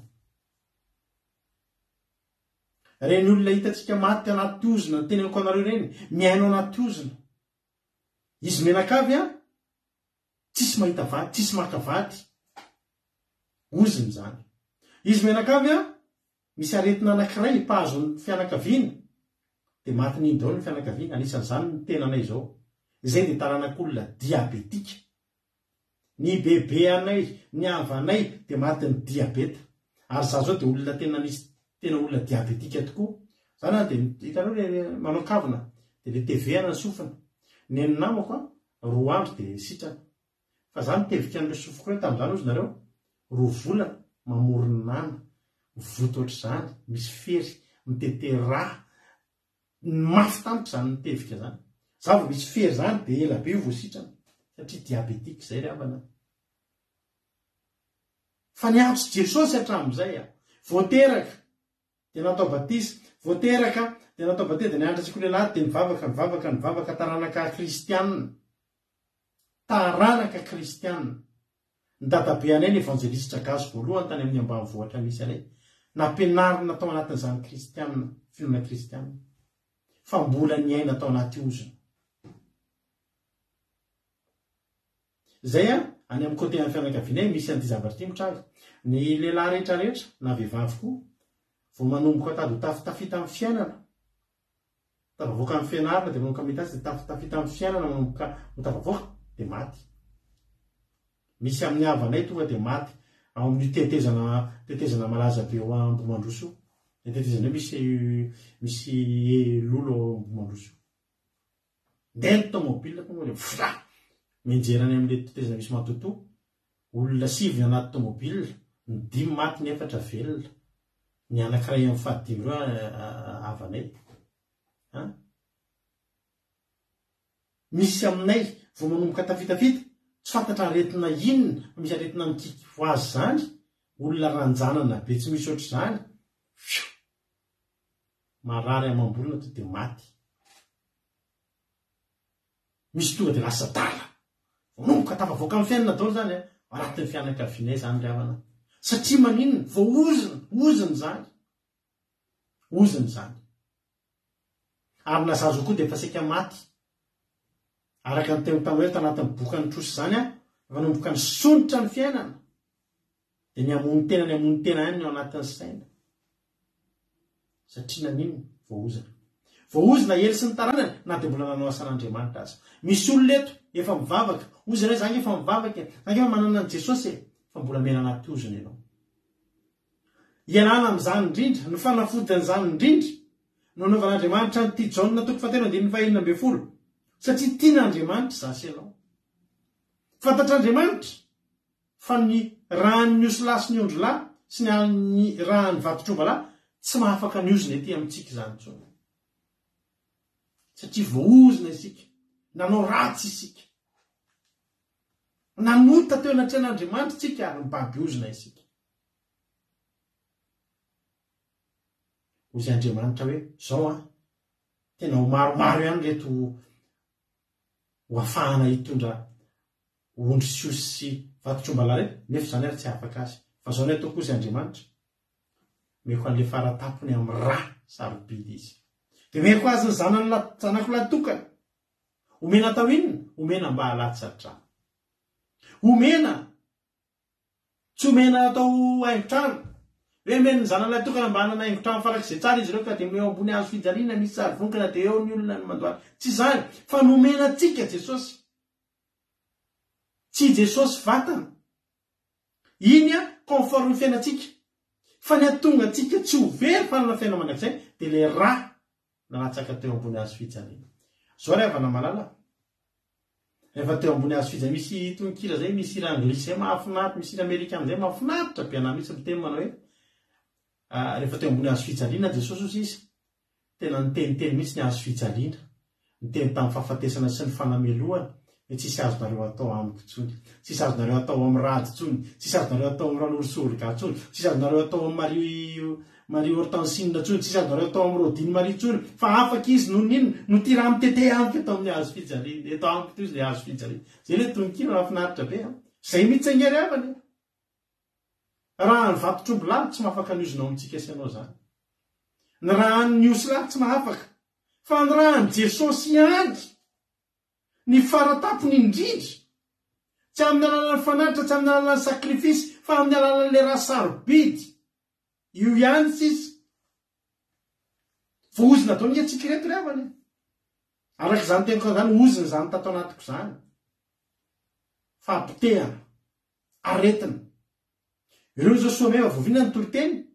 Soameva kefa mivavaka hatramin'izay. Fa narary lava, misy ozina, misy mihinana ny rano isaky ny isam-bolana manisy raha ray litra azy tapany. Izy no mijoro vavolombelona tamin'izany ary misaotra azy. Mijoro vavolombelona ohatr'ireny. Iriko mba ho be dehibe loatra ny olona ohatran'ny soameva tsy menatra ny amin'ny filazantsara. Misy ngeravana olona tsy fantatro zany misy izy mba nivavahany. Misy olona fady mijoro vavolombelona zany. Misaotra ny tojo sy tojo zao tamin'ny herinandro iny nanisany tena atosika hoe itojo reto hitako mba nanao le mizara amin'ny compte zao zany mba antony mpivavaka raha misaotra tojo. Raha mba ohatra nareo soameva daoly ny olona tena tsy maintsy pasy ty fandarana ity filazantsara ty misaotra nareo ny olona manao zavatra tsara tsy maintsy omena fakasitrahana. Fa oziny reny nahazo amin'ny soameva reny hoe marary isaky ninona miditra hopitaly. Oziny reny aiza izy zao satria naninona satria tonga Jesosy nomena azy Jesosy. Dia noho ny famelan-keloka tapaka ny ozina. Ary ny olona rehefa tapaka ny ozina araka ilay teny teo sambatra ny izay voaverany aloha sy voasarina fahotany, sambatra ny izay tsy isain'ny Jehovah heloka ary tsy misy fitaka amin'ny fanahy. Raha tsy mempotra izany zany tonga dia ho any an-danitra tsika. Ho any an-danitra izy. Ariavako. Androany sa teteny aminao, zay ny antony zany natokapan'i Jesosy zany. Ny ananatsika, ny anadiovana samelana ny fahotantsika izay efa tena avolenta be, tsy vitan'ny ondry latso io, tsy vitan'ny osy latso io. Raha an Jesosy sisa no mahatonga asy ianao sy ny taranakely. Sambatra ngery avy na ny taranakely rehefa tonga Jesosy. Eny nge mbola nanataranaka tany. Marina fa any amin'ny misy fitantaranany amin'ny mpanjakany. Tsovakitsika tsova fa tena lava be loatra ny fandarantsika. Any amin'ny tantara voalohany toko fahenany misy filazana mampalahelo be ely misy filazana tetiarana. Dia voadingana ny anaran'ny ely ry havana malala. Any amin'ny tantara voalohany misy izany teny zany. Voadingana ry havana tantaran'ny ely tsy nolazaina tao amin'ny baiboly nisy ely. Satria naninona? Voaozana. Za teteny aminao. Ny tantaranao Alleluia. Ny tantaranao ho voasoratra noho ny amin'ny Jesosy. Tsy dinganina zany ny anaranao. Voaverany elokao.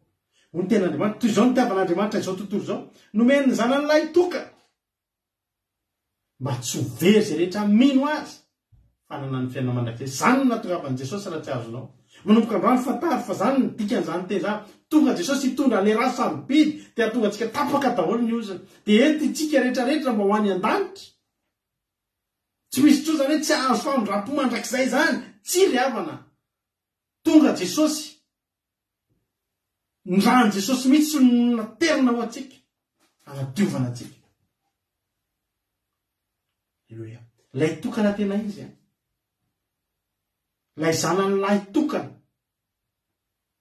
misy olona miteny hoe tena Andriamanitra raha ihany raha tsy mba resy lahatra amin'izany mihitsy raha izary havana Jesosy raha ihany tsy mba resy lahatra amin'izany mihitsy Jesosy dia tokana lay zanany lahy tokana le naterin'Andriamanitra mba afaka ny fahotantsika le tsarovatsika rehefa pasika any amin'ny Korintianina voalohany 2:1 izao no ataovy fahatsiarovana io Jesosy miteny amintsika ny atsiarovana amin'ny pasika io le tonga mafany fahotantsika fa tsy Jesosy le misy Jesosy teny amin'ny olona koa mantsy le Jesosy le hoe nanadioan'ny kisoa teo ambony azy fijaliana tsy iny Jesosy ny olo-kafa reny Jesosy hafa mihitsy nefa tsy iny le lahatokana manafaka ozana na le Jesosy le hitanareo le mialatsiny aminareo fa mety atezikareo ty teniko ty ary mavesatra fa nefa ny zao tadidio marina teneniko anareo tandroany misy Jesosy anankiray ngamba raha lahan'le lehilahy manao akanjo menamena satroka menamena dia milanja kitapo be satria mahatonga ny teny hoe raha lahany iny ngambany miaraka lazain'ny ampiangonina zareo 25 Desambra Jesosy zazakely ny ankalazaina dia iny dadabe noeliny tsy maintsy eo fa tsy iny Jesosy iny ny teneniko anao ary za miteny hoe iny Jesosy iny foana koa no ny vavango manomboka tamin'izaho mbola kely fa mbola tanaty ozona ihany fa tonga le Jesosy zanany lahy toka le nanaiko fato le tsarovatsika rehefa pasika iny ny Jesosy lazaiko anao andro dia le Jesosy Kristy tompony sabata matetika ianao maheno an'izany eto fa zay ny tena marina zay anarana izay le zanaka lahy tokan'Andriamanitra izay iny nanafaka ny ozana raha tsy iny tsy voavelany ny fahotany ely sy ny tarana tsy voavelany fahotako tsy tapaka ny ozona teo amiko iavako tianao Jesosy androany tena tiako ianao hoe atsapandroany hoe Jesosy mba tiako raisiny zany androany mba tianao hoe ravana za mitapaka ny ozona misy ozona ao anatin'ny tokantrano ozana za efa mivavaka zay fiangonana zao mavaka zay mivavaka ohatr' zao fa za miteny anao mbola tsy niraisinao le zanaka lahy tokana mbola tsy niraisinao le profim-pitiavan'Andriamanitra mahatonga anao mbola ohatran'io zay tsisy ozony zany intsony teneniko anao zany raha za manomboka eo amiko ny vadiko ireo zanako efatr'ireo sy ny taranak'ireo tsy mena anaty ozony zany intsony ireo na dia ratsy tahaka ny ahoana ary ny zavatra nataoko tsy vita amin'ny rahana osy lahy sy ondry vavy ondry lahy zany tsy vitana vato-tromba lahy zany na dia mpisorona raha mety mbola nanao tsy mety ary tsy vitana vato-tromba lahy tsony zany fa Jesosy le zanaka lahy toka nomen'Andriamanitra noho ny fitiavany dia ankehitriny afaka miteny aminao fa tsy ho very raha mijoro fanana fiainana mandrakizay mino fa voarinareo zay tory teny zay tianao Jesosy za matoko fa voarinao zany afatra androany zany toy izao ny tiavan'Andriamanitra asianao dia nomeny an'ilay zanany lahy tokana mety mbola tsy ilay zanany lahy tokana ninonao hatramin'izay fa ny zavatra tsy fantatrao ny rahan'io rery ihany ny afaka anapaka ny ozona amin'ny fiainanao io ny rahanao ny fandraisanao an' Jesosy Kristy tompony sabata raha matetika rehefa mitory zavatra ohatr'izany dia vao tamin'ny tena ny tena eny olona ny teny hoe mitsaratsara olona tsika eto mitsara niza moa tsika eto ry havana mitsara niza moa tsika eto tenin'Andriamanitra zarentsika eto tsy mbola ny teny hoe ianona ianao io ianao very fa za kosa manoro ny lalam-pamonjena ho antsika rehetrarehetra dia mba hananao confort eto amin'ity fiainany ity aloha ny fiainanao milamina eto tany alleloia fa ny lanitra miandry anao dia meko anao ny solution androany le zanaka lahy tokany le nampidin'Andriamanitra efa teo vainga antsika notory mbola tsy teo devoly mbola tsy teo Lusifera Jesosy efa teo niaraka tamin'Andriamanitra zany tsy ankalazantsika Krismasy tsara fantatrareo zany mety misy nitohana am'izany mety isy ny tsijeritso ny fandarina manomboka rapitsy satria zavatra miseho isa-taona nefa manomboka desambra iny toritsika fa tsika tsy mankalaza krismasy tsy mino databe noely tsy manao sapay ao an-trano de betsaka ny olona mitsokan-darana fa zao ny teniko anao androany mbola vo misasaka ny taona de efa teneniko anao ity fandarantsika ity tsy mankalaza an'izany krismasy 25 desambra zany satria zao tsy ao anatin'ny baiboly zany tsy mila tsy teny koa Andriamanitra hoe tsarovo zany fa ny fahafatesan'i Jesosy ny pasika nasiany tsarovo tsy nametraka daty am'izany Andriamanitra satria fantatr'Andriamanitra ny importance zany hoe tokony akalazaina fa satria tsy tokony fa Jesosy efa teo hatramin'izay ka hatramin'izay ary zao mahatonga na miteny an'izany androany nefa antsika rehefa desambra tsika no mitory an'io eo amin'ny manomboka 5 desambra 10 desambra eo mitory momba an'izany de misy olona tamin'ny heritaona nyteny tamin'izy de ahoana pastera zany izy lahary nefa zay efa manao sapay zay ato an-trano de efa io efa hitany ankizy zao mbola tsy fotoana fanaovana sapay de efa miteny anao fa tsy ara-baiboly ny teako aminao mialohan'ny tezeranao aminahako hoe tsy manao krismasy de zao mba angatahako anao fangatahana andramoka izao nge zao sady mety efa mametraka hoe za tsy akalaza krismasy amin'ity taona ity tsy hanao sapay ao an-trano tsy hanao guirlande ao an-trano tsy apitsy an'izany databe noely zany eo amin'ny fiainana sy ny fiainana zanako andranonao maina vao mikasy ianao Jehovah tanteraka de ho hitanao andramoka izao fa raha fahampiantoka no jinjainao ao ambadiky zay de torio any amin'ny fanjakana ako torio hoe mandainga fa raha vao mikasy ianao ka zavatra tsara ny tonga amin'ny fiainanao mahita zavatra misokatra anao amin'ny fiainanao de teneniko anao tonga taminao zay ny teny ary nanandrana ianao ka nahita za tsy matahotra mitory an'izany tena toriko satria lalam-pamonjena mitoriny eto ry havana ary toriko maimay-pony zany ary tena toriko amin'ny foko zany satria lalam-pamonjena zany ary ny tanjotsika de zao nitiavan'Andriamanitra atsika de meny zanany toka mba tsisy overy tsisy tiako overy tsika tsisy tian'Andriamanitra overy zasy ianao fa nanana fiainana mandrak'izay hotahiny tompany etsika rehetrarehetra tapitra ny toriteny lavalava ny androany mety navesabesatra ihany koa fa tianao Jesosy iny ny kantoko iny amin'ny commentaire iny ny kantoko alleluia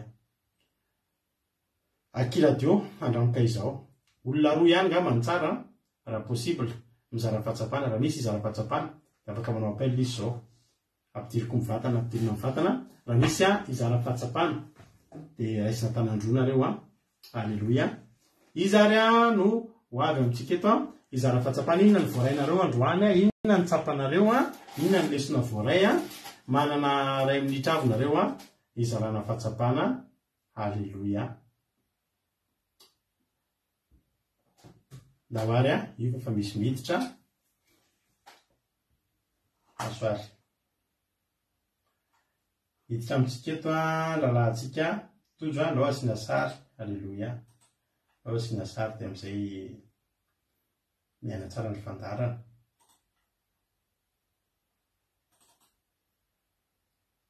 alleluia tahiny tompo ary lalatojo inona ary no fahatsapana izay voarainao androany tao anatin'ny toriteny minanao fitenenana tojo alleluia de mankasitraka pastera tsy rana dortina tamin'ny toritena tena mahafalika be sady tena nahalasa sainy be izy hoe efa eny foana fika toriteny le jaona 316 androany tena niaraka mifamelabelarana tsy rehetra de tena nahavana tena hoe indrindra le tantarany ely sy le tamin'izany hoe nanao fahavitavitana sy ny tena hoe tsisy sacrifice na omprondy na fanatitra niny mafaoka ny elony de tena nahatona sainy indriny Jehova sotra betraka fa teo Jesosy tena fanavitana lehibe eo anay nanao fahavitavitana ihany fa raha sy nanady de tena makasika ny anako mihitsy zany tena misotra Jesosy alleluia voninahitra ao anazy nakasitraka pastera tainy Jesosy taoany alleluia mankasitraka mankotoza tahiny tompo de mitomboly sady mitomboly fa soavana hatrany hatrany anankiray sisa no ampiditsika azy anankiray tafiditra ato iza no izara fahatsapana manaraka ohatra ny tsy misy tafiditra tsika teo de eny lafa lavalava koa ny fandarantsika Alleluia. Efa lava dia lava koa ny fandarantsika teo dia tsy maninona anankiray ary no zafady na dia anankiray ary no mizara fahatsapana fa tonga dia nohitsika to dia vavaka satria efa 1h40 zao ny naretan'ny fandarantsika misaotra naharitra hatrafony isika rehetrarehetra meno finaritra daholo fa milan-keloka misy amintsika tsy mety laitra ny tenin'Andriamanitra zany dia mbola le mitazona foana fa za ty teny aminao ampandefery ny ambopo andaotsika napaka ozina andaotsika andray famonjena andao resitsika Jesosy le tokana la tokan'Andriamanitra za ty teny aminao androany hoe no ny fahatongavan'i Jesosy dia io koa fa voavera koa ny heliko andao angataka fa milan-keloka amin'Andriamanitra Alleluia.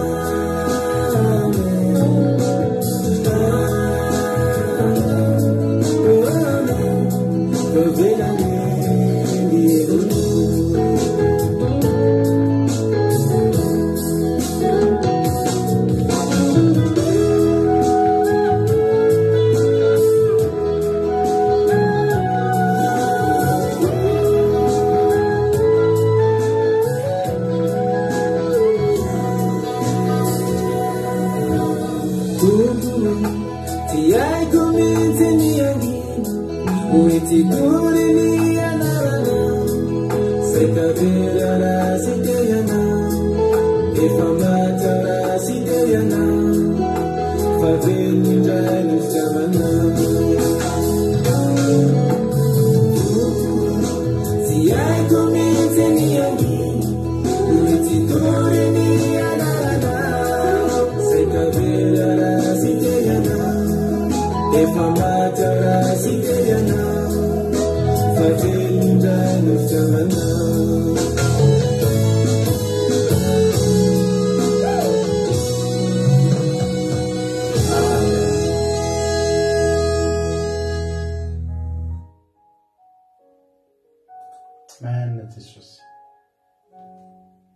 Zany no avakay Jesosy androany hoe misaotra anao na mila helokanay, misaotra Jesosy satria raha tsy ny rahanao tokoa fa mbola rahany zanak'ondry dia mbola teto foana izay sy ny ozina sy ny fahotana izay tsy voavela.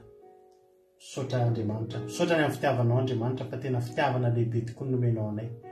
Dia reto izay rehetrarehetra, alleloia, reto izay rehetrarehetra tena hoe feno hafaliana fa tsy miaina anatin'izany ozina izany intsony. Tapaka ny ozina ny amin'ny rahanao Jesosy, ovela ny heloka ny amin'ny rahanao andro Jesosy, ny fitiavanao Jesosy malaly, saorana ny anaranao zany. Ankehitriny Jehovah Andriamanitra dia tahion'ny tsirairay avy izay tonga eto, mety mbola misy kely Jesosy eto olona mbola miandrandra rahany osy lahy sy ny ondry lahy sy ny vatotromba lahy mba hamela ny fahotana nefa tsy afaka ny fahotana izany. Lehibe loatra ny fahotana nataony teo anatrehana Andriamanitra. Tsy maintsy ny rahany Jesosy zanakao ihany. Dia tahion'ny tsirairay avy. Mety misy olona eto miteny foana hoe efa nivavaka izy hatramin'izay. Fa nivavaka izy fa mbola tsy nalay ny rahany zanak'ondry. Dia le rahan'ilay lahy tokanao Andriamanitra dia Jesosy Kristy tompony sabata izany. Maniry ahy Jesosy mba tsisy alamaina eto androany, mba hisitraka an'izany fahasoavana zany daholo ny tsirairay avy izay menao an'izao fandarana izao. Tapaka ny ozina, voavela ny helokay ho an'ny an-danitra izay. Saotra Jesosy. Didiko amin'ny aranao dia vory sy Satana sy ny firongony tsy afaka hitsaingo ka na dia literaray tamin'izany teny izay afafy izany fa tena hoe amoa avy zato eny any anatin'ny fiainana Israely. Mba ho fiainana mandrakizay aty anatinay izany toro-teny izany. Ny teny izay nizarainy androany mba ho fiainana mandrakizay aty anatinay. Misaotra indrindra Jesosy malalo. Voninahitra anay ho anao hatramin'ny taloha indrindra teo mandrakizay. Halleloia. Amen. Hivavakantsika amin'izao fotoana izao a. Ianao ampandrosotsika navavatsika Sylvia hivavaka ho an'ny firenena. Tany tompoara navavy Sylvie anao ny fitenenana. Ianao ampandrosotsika navavatsika Yama raha afaka miteny azafady hivavaka amin'ny firenena. Halleluia, misaotra pasteur amin'ny fitenenana, tahi Jesosy tsika tsirairay avy, tahi Jesosy pasteur menakavy, halleluia. Era hivavaka tsika maranatsika ny fotoana sy hivavaka amin'ny firenentsika. Halleluia, tera sy mankalaza anao zay raha masina. Tera anao zay Jesosy malalo, tena hoe hita izao matsara fotoana anay androany. Misaotra ihany koa ny amin'ny teninao izay mbola namenao anay. Misaotra Jesosy malalo satria tena hoe mbola namoa anay indray ianao, nampatsiahy anay fa le ranao sarobidy izay mateo ampinazy fijaliana no matoy izao anay, mampijoro anay, nakaka ny lozina teo anatrehana. Halleluia, misaotra Jesosy malalo. Misaotra Jesosy, tena hoe zava-dehibe loatra aminay izany Jesosy. Tena hoe tsisy nandeha ho azy izay Jesosy andeha foy izany raha sarobidy zany andeha aminjena noho ny otanay. Misaotra anao zay Jesosy malalo. Fikiry foana zay tena hoe fikitra aminao, tsy ataonay raraka tany Jesosy, zany ranao sarobidy na raraka teo ambony azy fijaliana na aminjena noho ny otanay zany. Misaotra anao zay hoe masinao namoizanao zanako latokana ho famonjenanay, fitiavanao anay tena hoe derainay nao lay mpanjaka lay mpanjaka lay tena hoe tsy fonay indrindra. Misaotra anao zay raha mahasaky tsara indrindra. Misaotra ny amin'ny mpanomponao nataonao fitaovana nitondra izany tenina zany, mba toko sy mifampono tsirairay avy na eno izany teny izany indray androany. Tena hoe iredareta ao anatiny fitiavana anao kasi Jesosy kasi tena hoe ifikitra aminao fikiry Jesosy malalo indrindra ireo niaritra torimaso teto androany ireo mitondra ny teninao ranonelapelatra mivavaka fanomboana androany Jesosy misaotra anao satria tsy tapaka mifandaranay misaotra anao satria nandeha tsara ny koneksiona tsirairay avy iderana isy-akalazana eny anaranao zany lehibe loatra anao tena lehibe loatra ny fitiavanao anay kehitriny zay re masina tsara indrindra koa ilay tondra Jesosy amin'ny firenenay anatrehanao tena hoe tsy miafy aminao zany firenenay izany satria nao anatin'ny fahoriana ao anatin'ny ota Jesosy malalo miforona zao karazana fivavahana rehetra zao Jesosy malalo zay mitondra ny olona lalany tsy fahamarinana misy ihany Jesosy mijoro ny tena hoe mitondra marina fa Jesosy malalo jereo izay voataona amin'izany lehilahy tsy fahamarinana izany tsy ilay tena ianao mitoriny Jesosy fa tena hoe tena hitaka Jesosy efa miseho Jesosy malalo amin'ny firenenay ilay tena efa ela hoe amin'izany dia misy nilaza fa izany Jesosy misy mpaminasantoka efa miseho izany Jesosy tonga amin'ny firenenay Jesosy malalo tena hoe atrehanao Jesosy atrehanao indrindra fianakaviana tsirairay mitandrina ny sabata mitandrina fahamarinanao tena hoe aoka Jesosy malalo tsisy akasika azy ireny afeno ambany elatrao Jesosy malalo ny ankohonanay ny namanay rehetra indrindra Jesosy malalo ireo vaoaka malagasy anatin'ny fahoriana mety Jesosy malalo hoe nitsefisiny tsy ankonanao kasiny izy ireny Jesosy malalo hitodika aminao iantso ny anaranao atoky anao